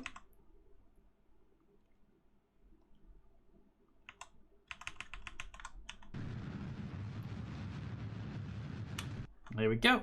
Okay. Now, if we were to then say, just write this out of Minimus Minimus sphere of influence, then we can do the actual adjustment on Kerbin's approach. There we go. Okay. No, I just want that one. No. Oh, more stuff on the screen. Just want Kerbal periapse. There we are.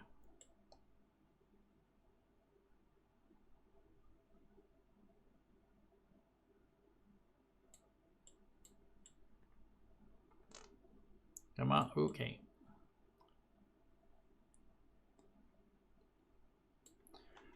All right. So basically, just burn and hope for the best. Got it.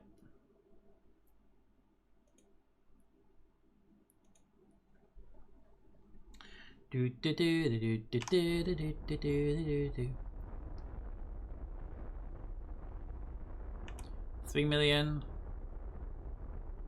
2 million.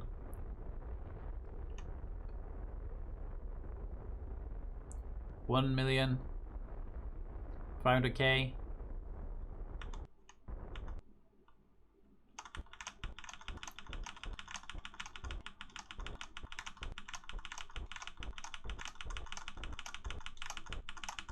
There we go, 44k.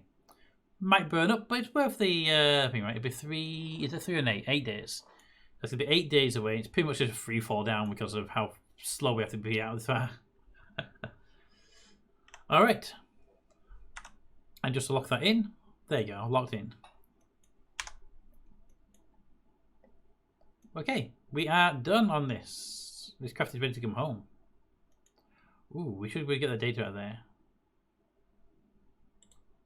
That's some good science in that. EVA.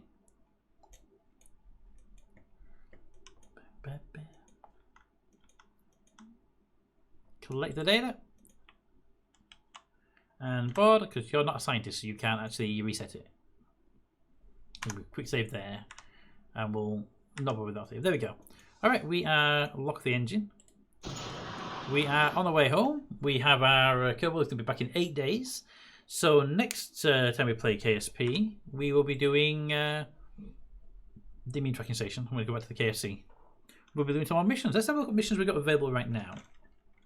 Because we're going to want missions to do. Although we'll probably select and accept the missions when we get back. Can I see the debris actually?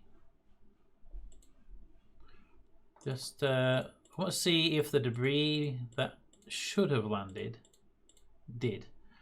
Orbit tester, not a probe debris. Right. If any of these have an orbit that's below 50k at any point, I'm going to remove them. You're at 66, so you should be removed.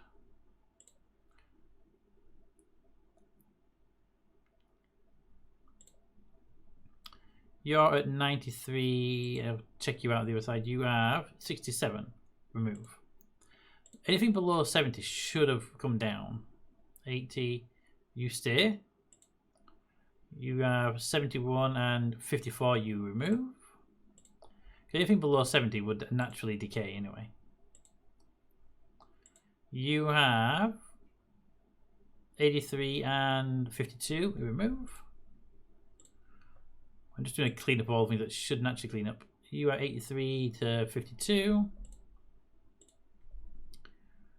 You are 77 to 26, so you should definitely have been removed by now. You are 81 to 54. And finally, you 83 to 122. Now, one right out here. What's your return here? 40. Yeah, you should definitely also be removed. Alright, we do have some debris that's not going to be removed, obviously. There are some bits and bats around. There's a bit of debris on the Minimus Lowlands. Your debris in space, and you stay there forever. I'm not sure what they are.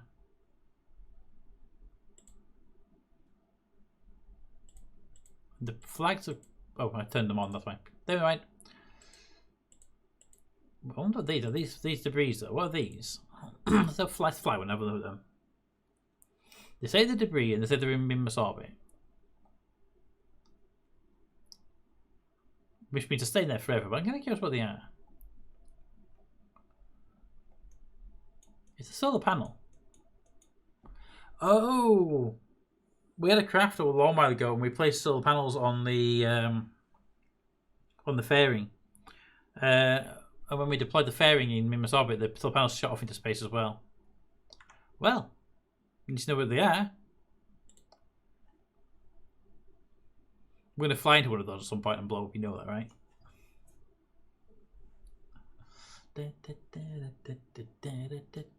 Right, so debris can be hidden again. Probes, rovers, landers, ships, stations, bases, planes, relays. Let's not... no, I think the relays on, sadly enough. Flags. I don't want the flags on there. Space objects, unknowns, sites, and deployed science.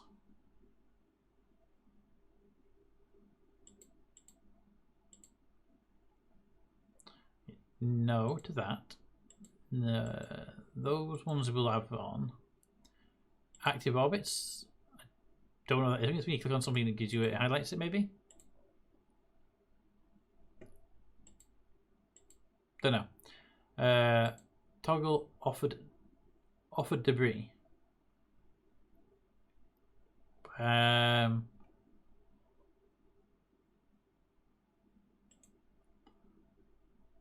offered orbit. They're missions and the network.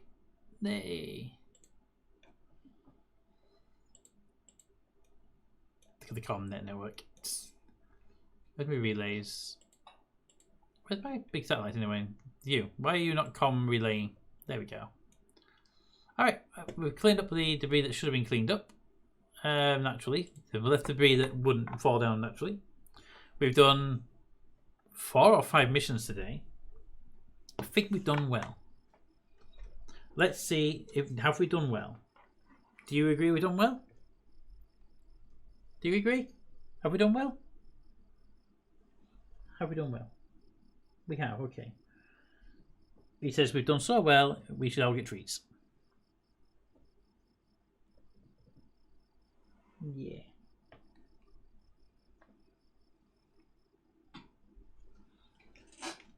There. Okay, we bring the game to an end. The smudgy.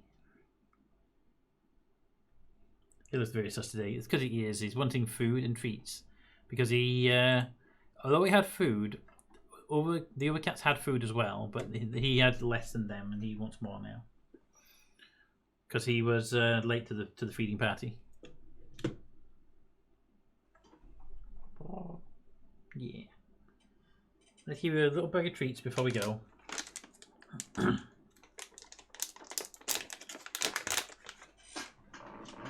Also, you've made the floor all wet, so you've been out in the rain, haven't you? There we go. Oop, literally one left in the packet, you might as well have that as well. There you go. Alright.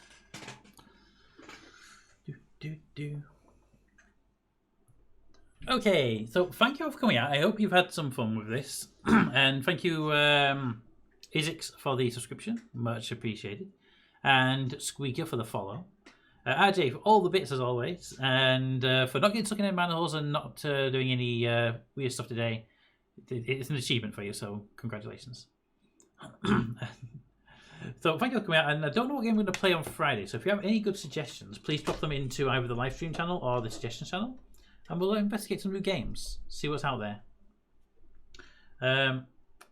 But until next time, have a good rest of your week, have a good evening, and I will see you all at the next live stream. But let's check to see if there's anyone out there streaming right now, because it's midweek. It's quite late in the UK and the EU time zone, but there are other people around, so sometimes anyway. Nobody I know is streaming right now, so unless we have any suggestions, we're gonna just. Go and get some rest. But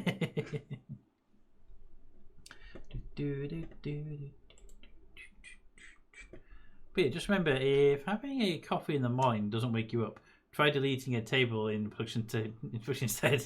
Oh yeah, that'll do it. That'll do it. That's like that KCD comic with the little Johnny drop tables. Hello. But yeah, I've never done anything that screwy before, but I have recovered something and someone's done that. Anyway, thank you all for coming out. I hope you have a good evening, and I will see you all next time.